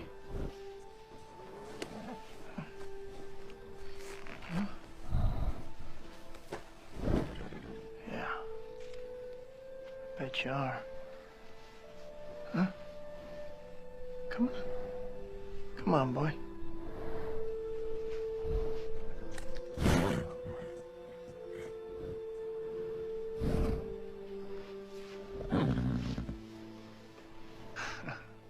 Yeah. And so, you know, like in the clip, one person is ready to come and manage the horse. And so he was even warned, you know, says, hey, be careful. You know, the horse is, you know, a handful. It's going to be hard to work with. He says, I got this. I'm an expert, you know. And he tries to manage the horse and put the saddle on the horse. And the horse jacks him up.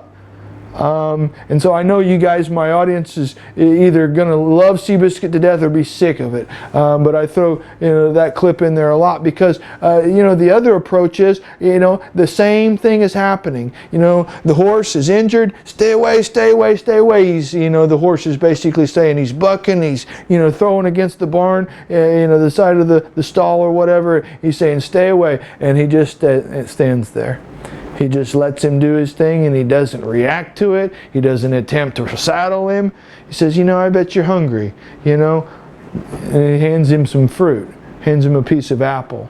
So whether it's a kid, or whether it's a horse, whether it's a person of any age, when we attempt to go in and say, hey man, do you need something? Is there something I can get for you?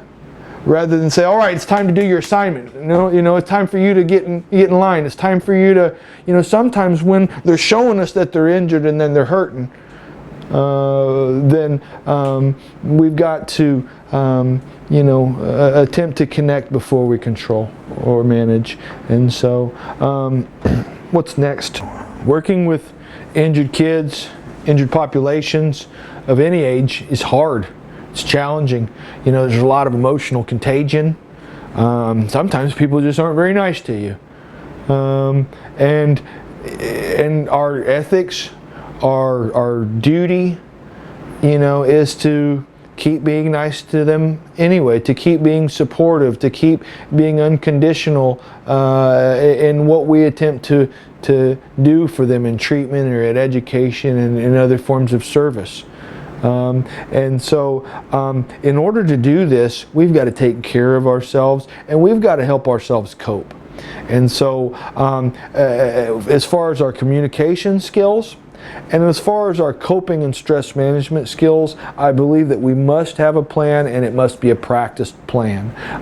We do not wait till there's a fire to determine what to do. And inside of our brain, when we get really stressed out or, you know, have strong emotions, it is, again, much less of our capacity is there for us to think and process information, to choose from among our best options. We become much more reactive. And so that's just the way the human brain works. And so we've got to help ourselves with those capacities. And it's important that we do this for a couple of different reasons. Again, achieving relief and maintaining a healthy, you know, emotional level and mood, those are good reasons just because it feels better. You know, relief is a great reason to do something, but it is about improving, you know, our functional capacities, because we do know, and if we don't know now, you know,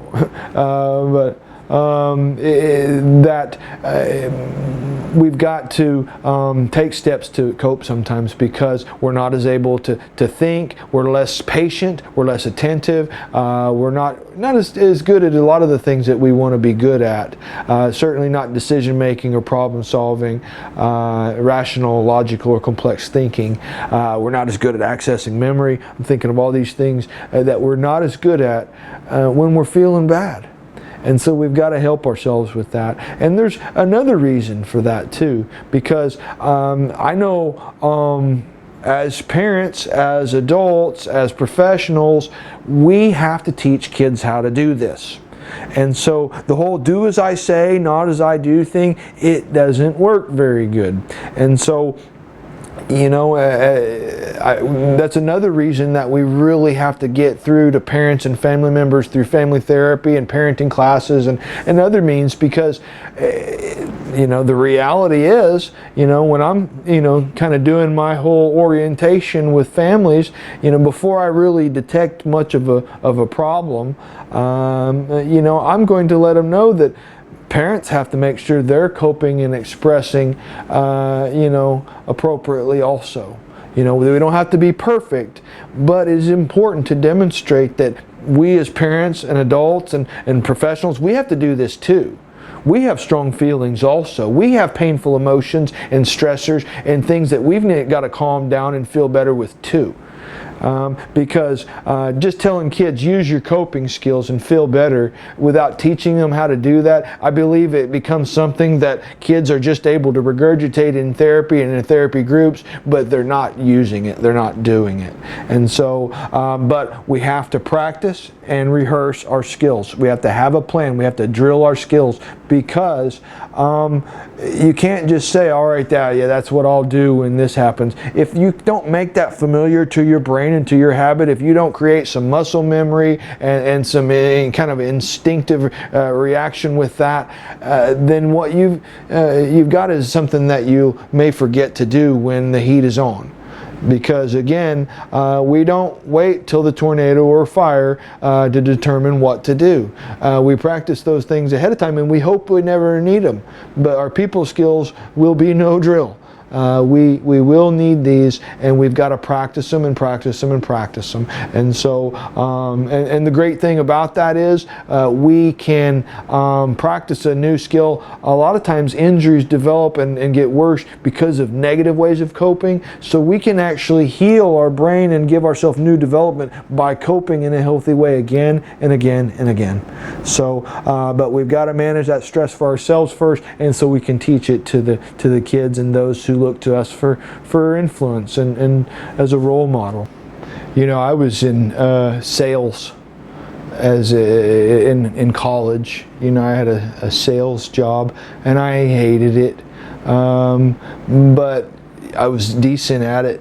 You know, and one of the things, you know, I didn't really believe in the product or service that I was working with. I won't mention who I worked for or anything, but I didn't really believe in what I was doing. But my job was to convince and to persuade, and I had this idea, and I wanted them to buy into that idea.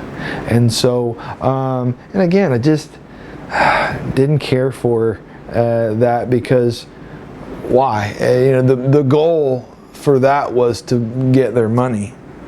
You know, and so now psychological education, for me, it's almost like the wholesome sales pitch. You know, if it's something that we can offer them information that empowers them for their own healing.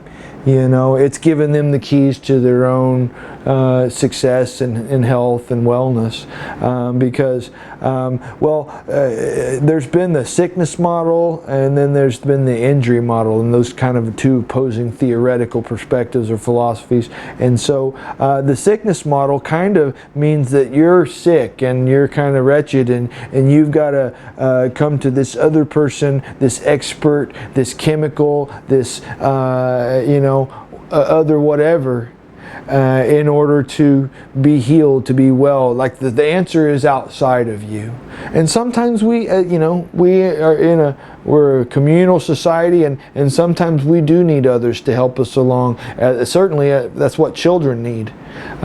Kids, can't choose to develop in a healthy way. We've got to guide that, and we've got to facilitate that. But psychological education is how we teach emotional intelligence. It's how we teach basics about brain and emotional capacities. But it's also, it's how we teach about injuries. I used to do what they call the psycho-ed group, and I've decided to go ahead and call it psychological education, because I know us modern human beings, we like to be really fast and say it really quick and make it, with all kinds of just shortened abbreviations and hyphenations and everything. But psychological education, it's okay, it's easy to say, it's not that bad. Because psycho, there is some kind of stigmatized connotation with that term, and so I don't want to contribute to anything, because I know it means psychological education, but I may be saying that let's go to psycho-ed group, to a group of teenagers or kids. They may not know what psycho is referring to, so I don't want to contribute to any stigmatization. But anyway, I want to educate them on what trauma is. I might go over things like the 10 types of ACEs. These are, these are common forms of family and childhood trauma. And so going over these 10, and when we have things like this, it does stress out our brain and our heart and our nervous system. Now, we really can't tell that unless we hook you up to monitors and stuff. But, if you've had problems sleeping at night, if you've had an upset tummy, if you've had bad dreams, if you've thought about things you didn't want to think about or remember things you didn't want to remember, you're not crazy. You're okay. And don't we all just want somebody sometimes to tell us that we're okay? And kids need to know that they're okay. And so now they may be injured, and their injuries may be serious ones, but it's important for them to understand that trauma can happen to anyone. Trauma can happen to anyone. And so again, when I thought about mental illness, before I was a mental health professional, when I was a younger person, I thought about straitjackets, and I thought about One Flew Over the Cuckoo's Nest, and I thought about padded rooms and serious debilitating mental illness that was likely something that people were born with, or maybe they got hit in the head really hard. Tragic stuff that I don't minimize, but that's what I understood mental illness to be. And so I didn't understand that mental illness can mean that you're depressed sometimes. And I didn't understand that mental illness meant that you get so nervous sometimes that it's hard for you to think or concentrate or, or sleep, because that seems pretty normal. And of course, for those kids that really feel stigmatized with those mental illness labels, I want to remind them about how this whole healthcare, medical care system thing works. Because the reality is, and I've said it before, say it again, we're governed by the medical model, and the medical model says that we have to say something's wrong with you that meets a certain criteria in order for us to justify payment from a payer source. And that's legit.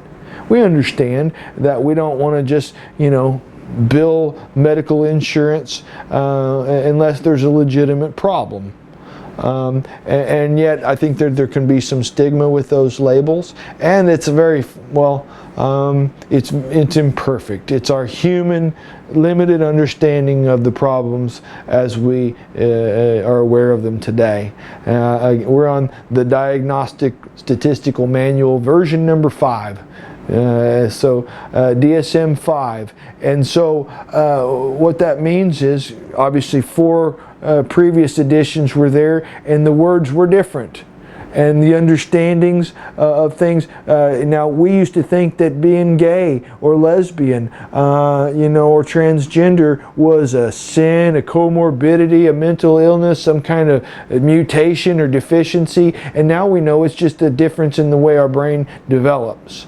And that the ideas about gender, about what it means to be a male and a female, are much more fluid chromosomally than we ever thought. And then certainly how you're supposed to dress and how you're supposed to look in those particular gender roles. So helping to educate kids and people is the key. I tell them, you are a stressed out kid that's come to struggle with your feelings and your behaviors. And we got to say something's wrong with you so we can get money from your insurance. And they think that's funny. But it's so true. It's so true. The words will keep changing. And so help people understand that they are injured, doing what injured kids do, and that it's important to change that because, early in education and changing the culture to be more trauma informed, I think the perception was that trauma was an excuse. And no, trauma is an obstacle. Trauma is an injury. But what I remind people of now, your injuries weren't your fault, but they will be your problem to address. It's not fair. It's not fair that someone else could have injured you and they're maybe not even in the picture anymore. But the injuries that you were left with, you've got to find a way to heal and to stop engaging in the injured behaviors that further injure you, because those early injuries weren't your fault, but the aftermath and the problems you were left with will be yours to deal with, or not, and to just remain injured. So, but our goal should be to help people forgive themselves for being injured and for things that were not their fault. Because if they didn't know better, I see a lot of parents that are really guilty, and they feel bad, and they're understanding now, how some things are working, and how some of their injured parenting may have affected their kids, and we need to help those parents forgive themselves too for parenting injured. And so, I feel like self-esteem is really at the cornerstone of mental health and recovery. And so if you feel beat down and you feel bad and you feel undeserving of good things and positive change, then I think that's where our efforts might stay. But when you recognize that, I'm okay, and it wasn't my fault, and I do deserve to get better. I think it's easier to challenge our old instincts and norms and to do something different, because change is hard, healing is hard, it's challenging, and in order to do that, I think we have to be up to that challenge, and rebuilding our self-esteem is one way we do that. Help people, help kids forgive themselves for being injured and doing injured, because pain does create more need, and kids don't often know how to meet that need. So again, that's how we help change ACEs from wherever we are, as we help them forgive themselves for being injured. What's next, Travis? Healing the lifestyle. Yeah, okay.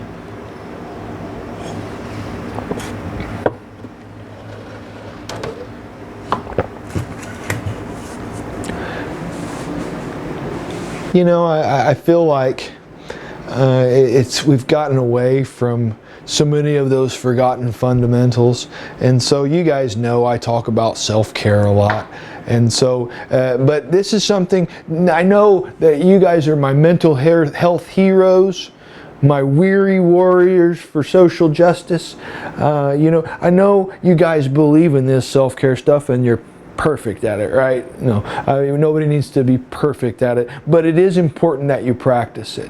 And so, part of how we change ACEs in our communities, and in our families is teaching this and selling this concept and notion and persuading this to others and helping others challenge. Because if we're not taking care of ourselves, if we're not addressing appropriate, adequate nutrition and hydration, if we're not managing sleep and trying to get an adequate amount of it. Now, the ranges for what we need and all that, I think some of those old universals, you know, everybody doesn't need 8 specifically. It does vary a little bit from person to person and throughout the life cycle. So I think that's important. But taking steps to manage our sleep is so key, because again, that's when our restorative and healing processes are most active. And so without reaching that level and having enough of that time in REM sleep,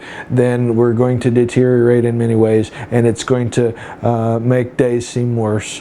You know, there's many times, Travis, I'll be a little sleep deprived and I'll think like the world is coming to an end, and then I'll you know, think everything's just really bad, and then I'll get some sleep and I'm like, oh, things aren't quite so bad. So, but really taking steps to manage our sleep, minimizing, you know, light that's gonna, you know, trick our brain into, you know, wanting to stay awake, keeping the phones and turning the blue lights on, and you know, different things that we can do to help ourselves have a healthy sleep cycle, because that's really, really key. And then exercise. You guys know that that's something that I believe in very strongly.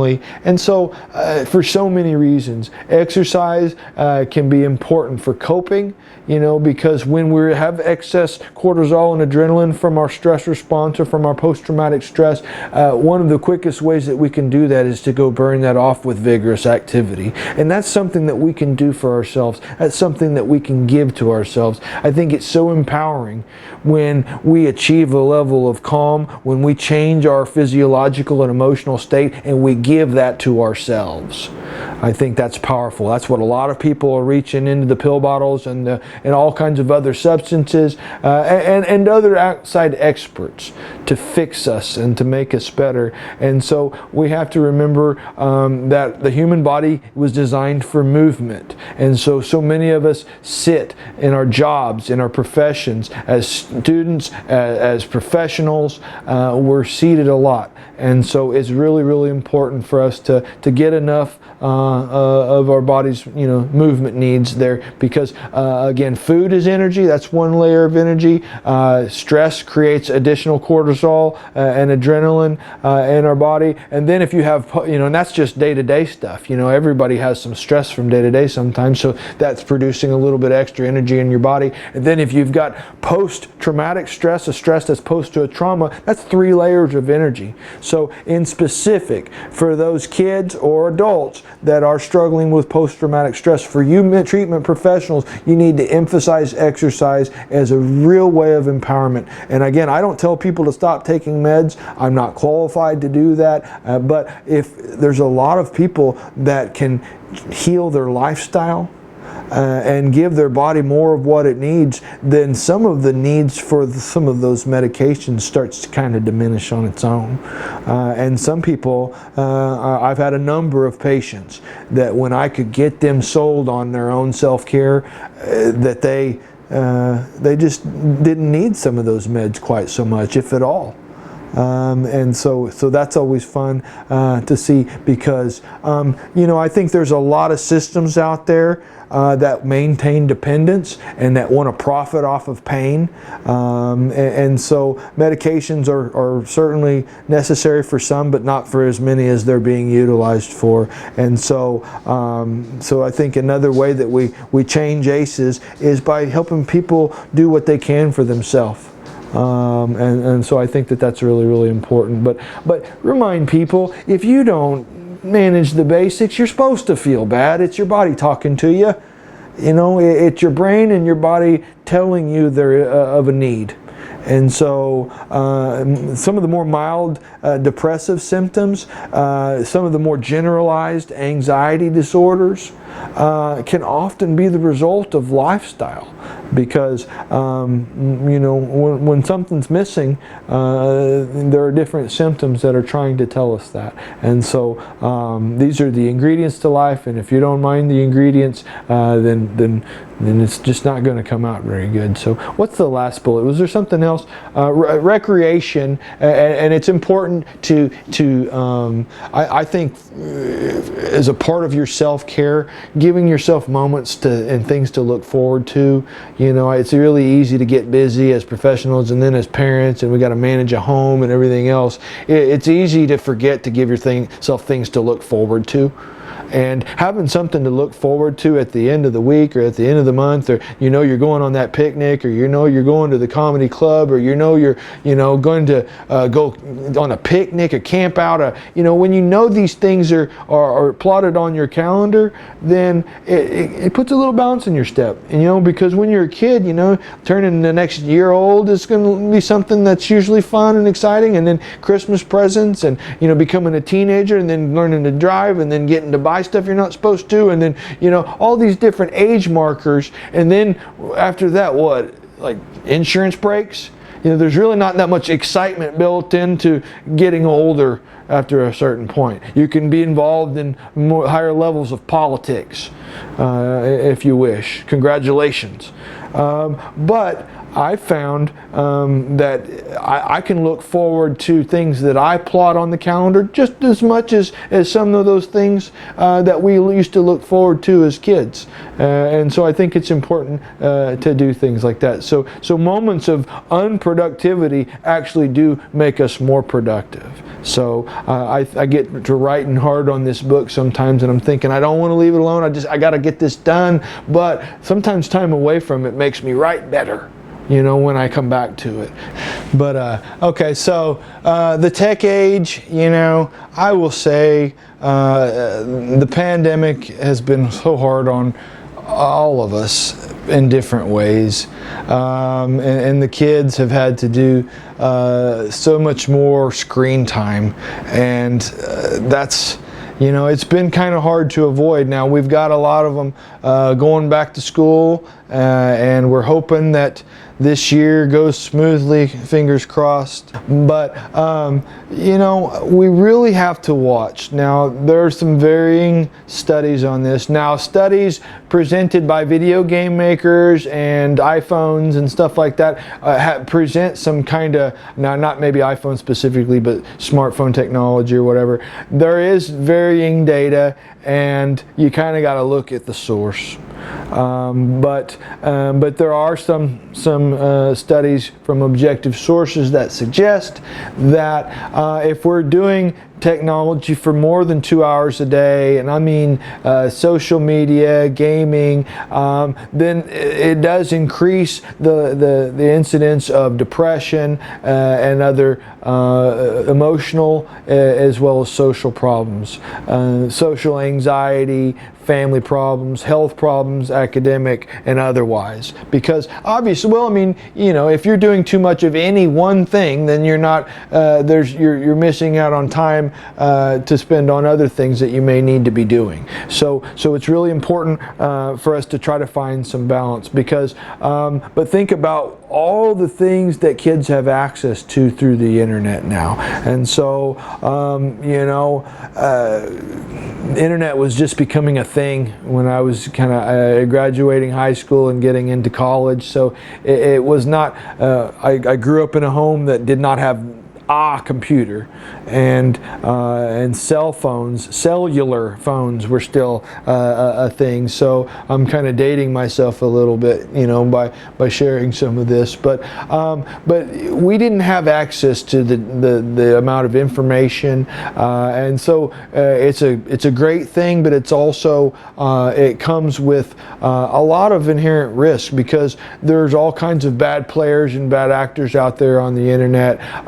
It becomes an avoidant mechanism. It's a place where bullies can get to our kids. People can misinform our kids. There's all kinds of risks that go along with doing too much technology. And so I've often tried to keep kids off of the games and the smartphones and the screen times too much, from being there excessively. But then the pandemic hit in 2020, and Like, well, crap. You know, because that was the way that they achieved their education or participated in school or maintained some level of socialization and you know, and did gaming and that sort of thing. So you know, it's here to stay in some ways, and I think necessarily, I think it would be unrealistic and just kind of uncool to say don't ever game or don't ever use, you know, any of the cool benefits of smartphone technology. You know, it's just not the world we live in. You wouldn't be able to function in school or and you know, have much fun either. But kids don't know how to say enough is enough. And so many times these devices are allowed as digital babysitters.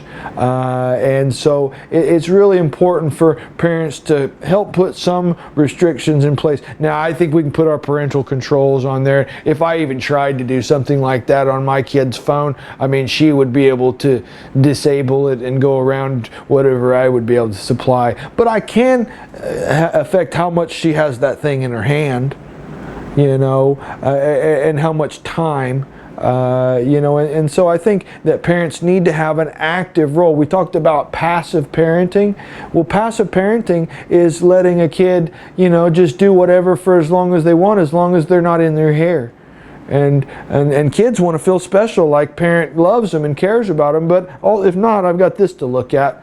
And you know, and there's people on the internet to try to connect with or whatever else. So so it's really important for adults to help kids exercise some control. As we mentioned earlier, you know, the brain isn't done growing till 24 to 25 years of life. So that means prior to a certain level of development, we're acknowledging kids cannot make an informed decision regarding their own needs and their own best benefits, their own best interests. And so we have to help them and guide them and protect them from their own inexperience. We can't say, here's a really cool technology and, you know, and a bunch of junk food, and there's healthy stuff in there too, and I'm in here too, but just do whatever you like, you know. We can't do that. We've got to create some structure and some limits for kids. I think regarding technology, you know, there's also a lot of news out there. Some of it's real and legitimate, some of it is not, but we've really got to limit our exposure to the news in general. I think it's, as adults, it's important for us to be informed, but 24-hour news stations become a product. They are a product, and there are commercials between those products, between those shows.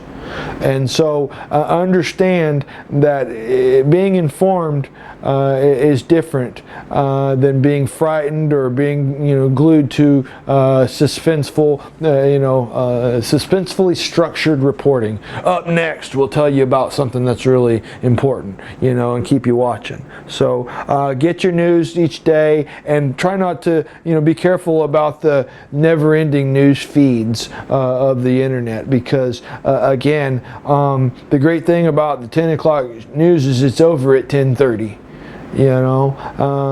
But you can watch one news story after another, and you can get bogged down, and you can get to thinking too much about things that are happening in other parts of the country or the world, and perhaps not pay enough attention to what's happening in your own house. What's the third bullet? Remembering to exercise. The third is technology necessary, finding balance. Yeah. So it's about finding balance. We can be conscious, we can be mindful, we can be emotionally intelligent, all those fancy words, but about kind of going forth and planning to recognize our needs as we utilize these devices and technologies, because we're going to keep zooming for a while, I think. And those types of things, and I can appreciate that somebody that has a hard time getting to treatment can have some connection to a therapeutic outlet through something like Zoom or FaceTime or whatever else they're using. But we don't want to make all of our decisions related to convenience. You know, I think human interactions, therapeutically speaking, are truly the best. And for some of us that have gone from the Zooming back to live in-person sessions, we're remembering that. We're like, oh wow, we can do therapy, real therapy. Not that what we were doing on Zoom wasn't real therapy, but it certainly, you recognize some of the percent that's nonverbal of communication. I said 85% of communication is nonverbal. Well, not being in the room with somebody, you kind of recognize that. So recognizing human needs as we balance that going forward. And what was the last one? Remembering to exercise. Yeah. So, and I touched on that before, so I won't say anything more about that. But look away from the light sometimes. You know, I heard an ophthalmologist say, practice the 20 and 20 rule. You know, you're looking at something over just a few inches at your face, and it's changing the way that the muscles in your eyes are flexing. So it's really important to look at something at least 20 feet away for at least 20 seconds every 20 minutes. Or so, because our eyes are slowly evolving over time, and eyes are aging much more rapidly. He said they're seeing teenagers that have eyes that look like they've aged to that of a 50, 60, 70-year-old person, and it's not a isolated problem. It's something that's a growing trend. So anyway, kids, I saw a news report. This lady said, my kid's on her phone like 12 hours a day. I don't know what to do about it. Something, holy cow. Passive parenting. That's passive parenting. And so if kids don't know to limit themselves, then we've got to pull the plug sometimes. And that means being engaged with our kids. That means hanging out with them. That means doing stuff with them. And that's what they need. So now, what's next, Travis? Identifying challenge and change. Okay. ICC. Yeah. So I love to say ICC, identify, challenge, and change. And so, and it all kind of just, for me, it pieces together in my mind. Part of psychological education, like we were talking about earlier, is how we put the tools and the information into the hands of people so they can make choices to heal themselves. And so psychological education helps them forgive themselves for being injured so they can change their behavior and feel good enough to do that.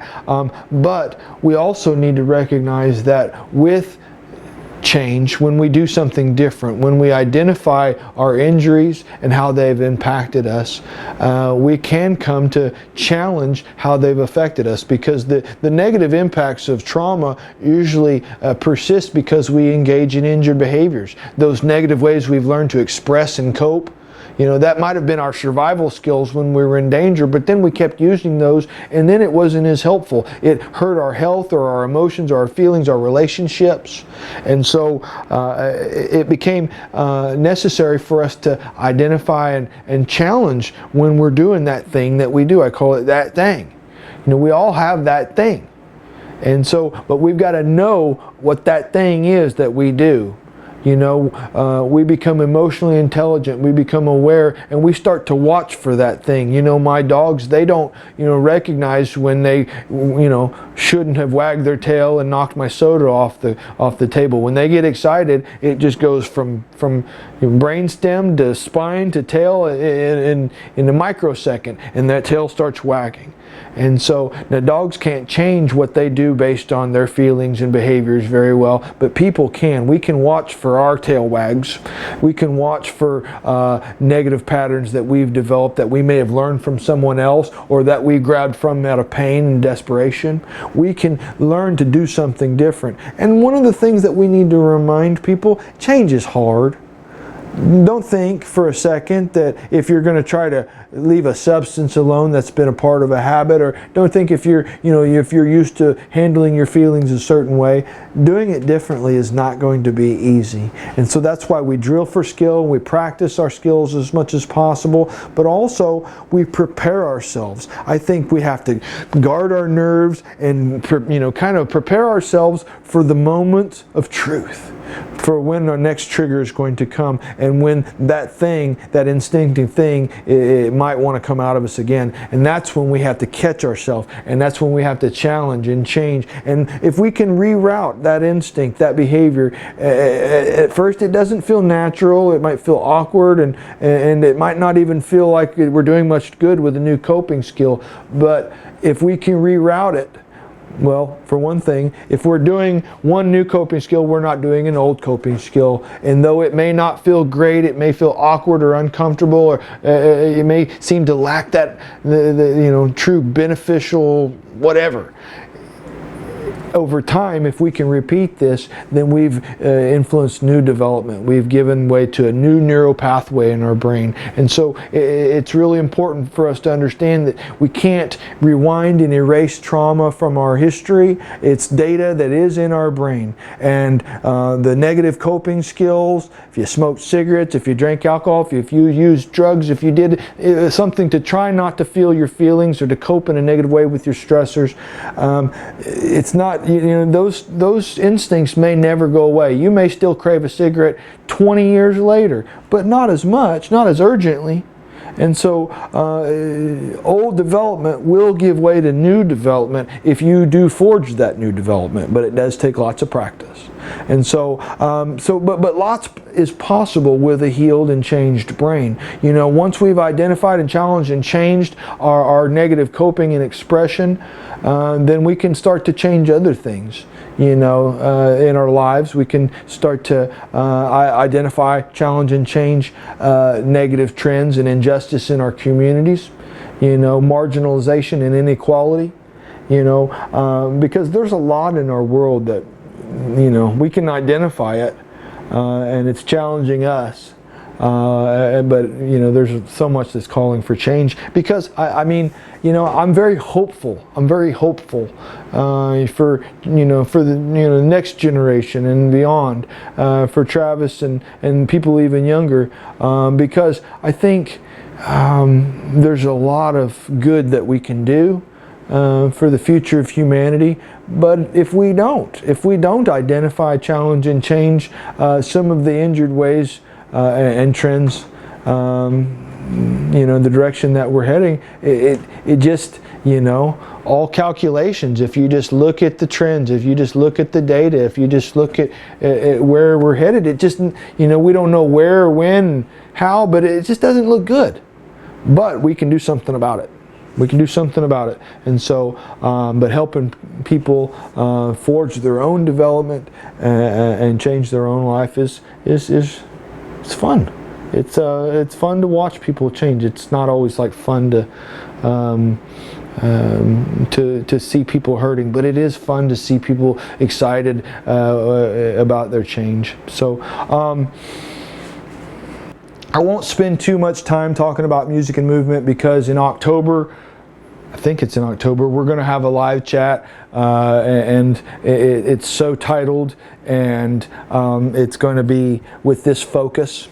So we'll go into more about that, but music is really a powerful tool, and I feel like sometimes music is something that we do intentionally sometimes, or sometimes it's just incidental. It's part of the subconscious soundscape and scenery, and so, but music is affecting us in significant ways. And commercial executives, ad executives know very well the power of music.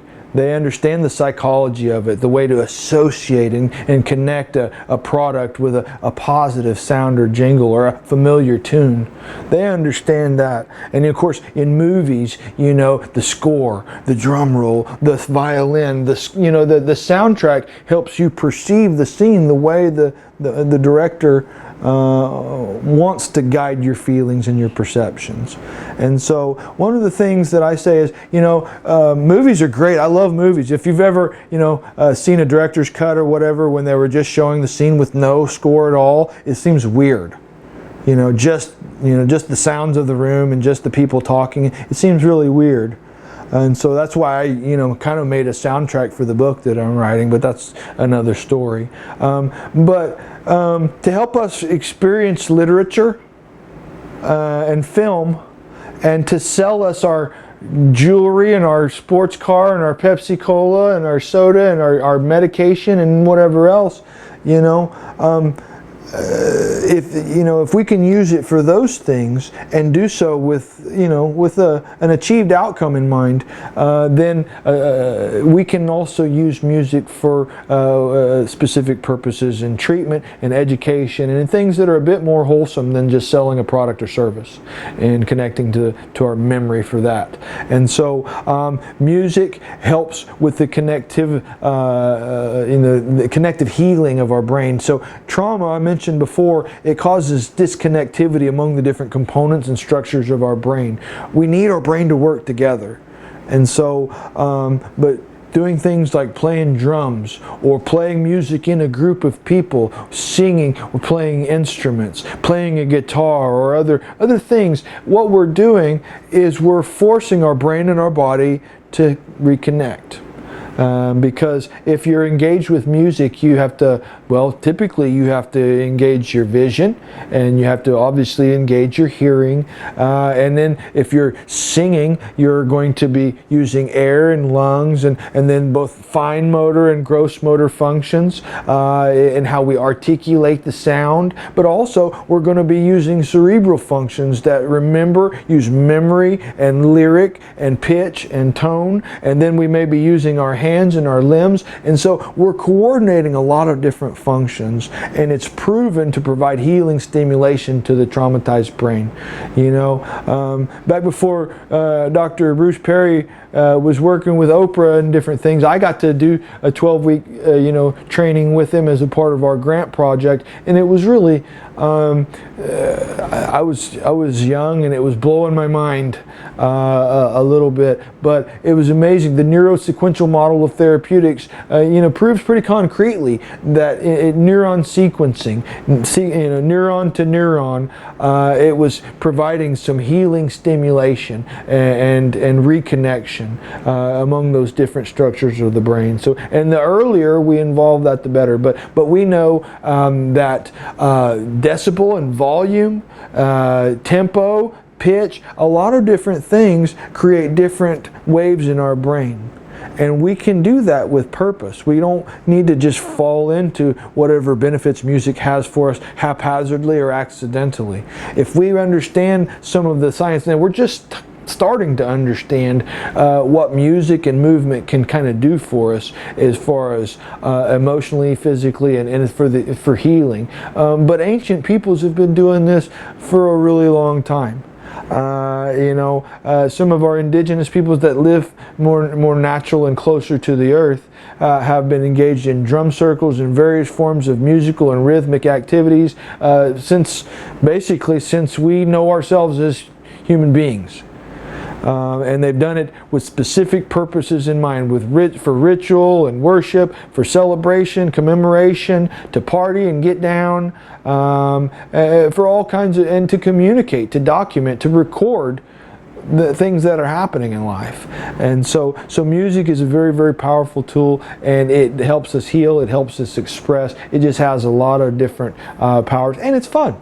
And so, like I said, I'm writing a book, and I've told you guys about that. I don't know, it's just goes on and on, it seems. But I've created a soundtrack, and it's not there's no CD or anything coming out, but I quote different songs that I was listening to that kind of had messages or wisdom for me in the kind of the development of this. This learning and this process. So anyway, I'll share that more with you sometime. But we can use music to pick ourselves up and to enhance our mood, to help ourselves focus and concentrate, to stimulate, to stay awake, to do a lot of different things. And I think that we're really missing out. Programs and schools that are defunding their musical programs are really I don't think they understand what they're losing when they do that. And I think when we understand some of these benefits in the music programs that do exist, or in the classroom, or in the milieu, on the treatment setting, in in a lot of different places, we can implement music, and it really influence the environment in a positive way. And why not choose that? Why not do that with intention? Because so much involves chemicals and involves really serious and significant interventions that are dire and severe and harsh, and so why not do everything we can in the in-between moments to facilitate calm and positivity and healing. So what's next, Travis? ACEs and resilience. One of the things, now I really don't want people to start sharing about their trauma, obviously, and you guys have boundaries and everything. I want to be really careful about that, but it's important to know your score. And so prepare yourself for that. For a lot of us, that's something that we've already thought about, because many of us did grow up injured. Oklahoma is one of the most injured states in the country. So many of us grew up injured, and of course a lot of our injuries are the motivators for why we do what we do. And so know your score. And I give you a big digital high five, because if you're watching, if you're listening, you've probably done something to alter those trajectories for yourself. So how'd you do it? Think about that. And also think about the people in your lives that help make that possible, because human beings have a couple of really serious needs when we're injured. We need to feel better, and we need to have connection to other people. We need we need caring and coping, coping and connection. So anyway, think about the people that were helpful. Think about what helped you, and think about what didn't. And what's the last bullet on this one? Presence and quality of support determining resilience and recovery. Yeah. So it really is the presence. I don't like to read my own bullets very often, but the presence and quality of support really is the determining factor in a lot of outcomes. So resilience is not something, in something so complex as human injuries and human life. We can't put tie it to any one thing, but we know that having support and human resources are really what contribute a lot to when people get better or why people don't. So what's next? Where are you? Yeah. Okay, so now if you're listening to this, I know where you are in your role, I think, but it's also how we get to other members of the community and thinking about where they are, because each one of us, we're going to interact with kids sometime. You may be not working with kids specifically, that may not be your population or your age group. But every one of us, every safe adult has an opportunity to help a child accept themselves. And so, think about what kids do to press your buttons. Think about the things that, your triggers, the things that can make you mad that kids might do, because that is both an obstacle and an opportunity. Remember the kid that wanted to beat us up, beat our brains out?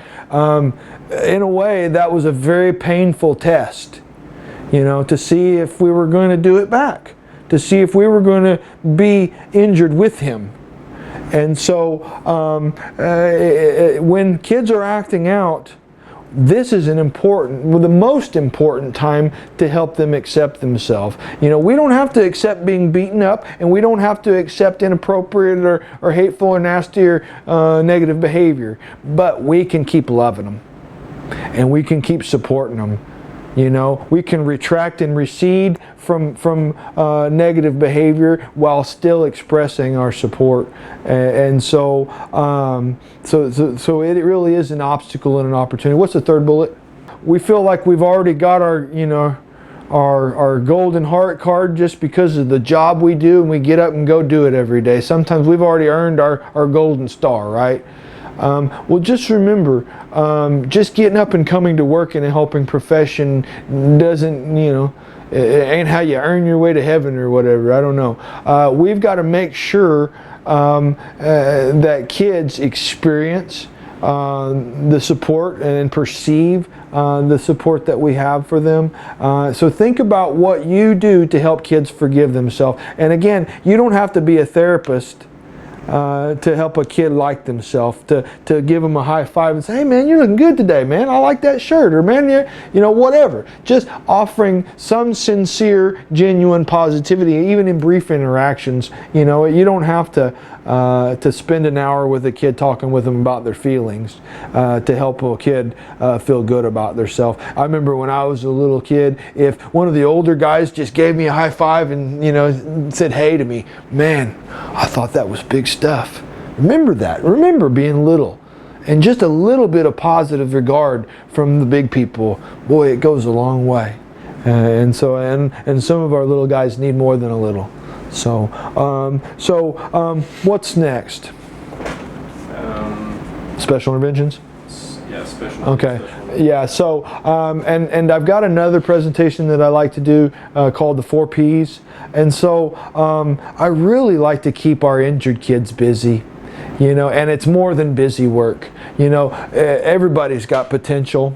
And especially, you know, a lot of our injured kids, they're cool kids. They're kids that are outspoken, and sometimes they're very outward about their feelings, and sometimes they're just cool kids that other kids kind of look up to, and, you know, to their influence for better or worse. So I want to implement leaders. You know, there's an episode of The Dog Whisperer a long time ago. You guys remember Caesar? But he would actually, to rehabilitate dogs, he had a group of rehab dogs. And he would use strong personality dogs that would not tolerate dysfunctional behavior from the newcomer dog. Now, they would not engage in violence with him, but they also would intimidate him and stand around him and not tolerate any nonsense from him. And what better way to teach a dog how to be a dog again is by other dogs. And so when, you know, and I'm not telling, you know, trying to compare kids to dogs too much, but peer pressure, you know, is a real thing. And adolescents, it's kind of a kicker to me because they're learning from one another so much, and none of them know really what the heck's going on. And their egocentrism in their development thinks, yes, I know exactly what's going on. I got it all, you know, they've got it figured out, they think.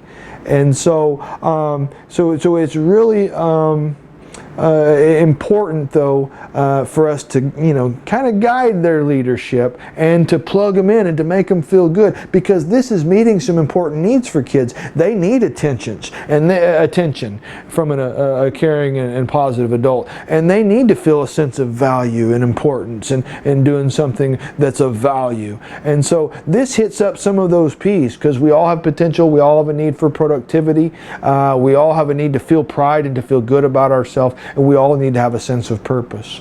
You know, and a sense of purpose looks different at different ages and times in our life. And so, you know, we don't expect a 12-year-old to have their self-actualization determined, you know, what the meaning of their life is and their big goals, but life can have purpose and should have purpose at all stages. And of course, you know, undeveloped brains need more developed brains to help them find those, you know, those places. So it's not just about keeping kids busy. It really is about meeting some of those more complex needs. And a lot of times kids come to school and to treatment and to into the public with so many injuries and unmet needs. So we can really plug them in and help them find their worth and their value, and that way they're not getting into as much trouble over here and leading other kids astray and disrupting our processes as much. So because those needs for attention, they'll find a way to be addressed one way or another. Is this the next one last? It takes a tribe, a village, and then rewiring for hope. Okay. And then you just just have some stuff written on the final. Yeah, okay, so yeah, go back to those last two then. Okay, so it takes a tribe, a village. Yeah. Okay, well, I don't really need to say, I mean, we need everybody. Mental health professionals, children's advocates, fellow champions for social justice. I know you guys have the kids back. And so the idea of changing ACEs from where you are means that I hope that you guys will help us take this information into the public, because it's not just for CEUs, it's about changing the future. So certainly we need all those people that I listed on there and more to be more trauma informed and to see that they can have a positive role with kids, and certainly we need the decision makers, the funders, the people that make money decisions to understand that we're getting what we pay for. And so, and it's just the future of our species, that's all. Just the future of our planet, that's all. And again, with more money coming into Oklahoma federally, and with more, being, appreciated a little bit now about mental health care, now that half the, more, so many in the country have, been experiencing mental health crises with the pandemic. They're starting to appreciate us a little bit, but I just remind everyone that we can build pretty new buildings, but if we do the same old stuff, then not a lot's going to change. So we need to rewire Oklahoma for hope. I think there's a lot of despair, a lot of hopelessness, a lot of acceptance of a status quo that's injured and going downhill. And so we're a strong and resilient people. We have a lot of intelligence, a lot of brilliance, a lot of heart. And so, and I think that we need to heal thyself, ourselves first. I've told you guys, I've a couple of out-of-state groups have tried to recruit me now and hire me to come and work for them, or one group wanted me to stay in Oklahoma and sell their model of some kind of organizational thing. And so people think they need to come in and fix us Okies, but we can heal ourselves. We need to focus on our strength. We need to focus on examples of resilience in our people and remind ourselves that we can do it, and we've done it before and we'll do it again. And so third bullet, what was it? Healing our families. Yeah. So, it is about healing our kids, and it's about healing our families, and it's about healing our communities. And so, in a time when we're so worried about contagion of virus and misinformation and all kinds of other stuff, it's time that we think about rewiring for hope.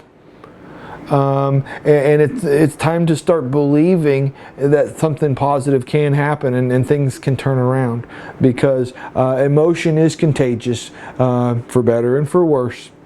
And so there's lots of parallel process happening, and so we can be intentional about the contagion that we spread, and we can set this state on fire for good.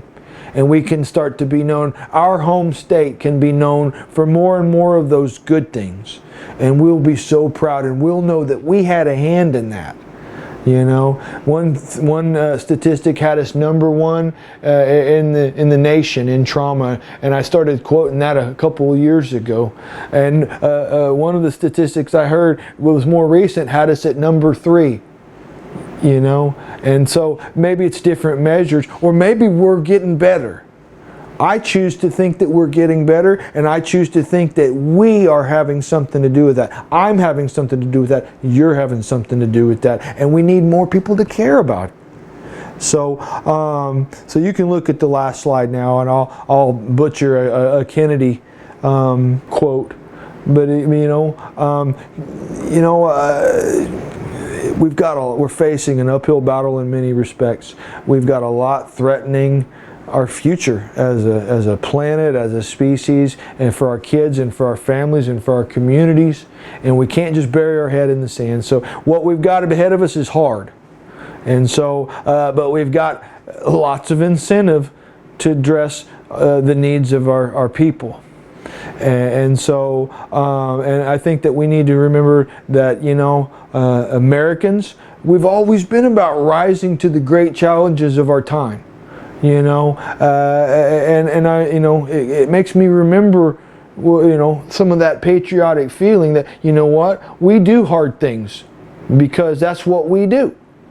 And so we need to do this hard thing because I believe that we, you know, are making a difference. So I'll ask you guys, do you think that we can do this, that we can change Oklahoma for the better? Because I think that we can, and I think that we are.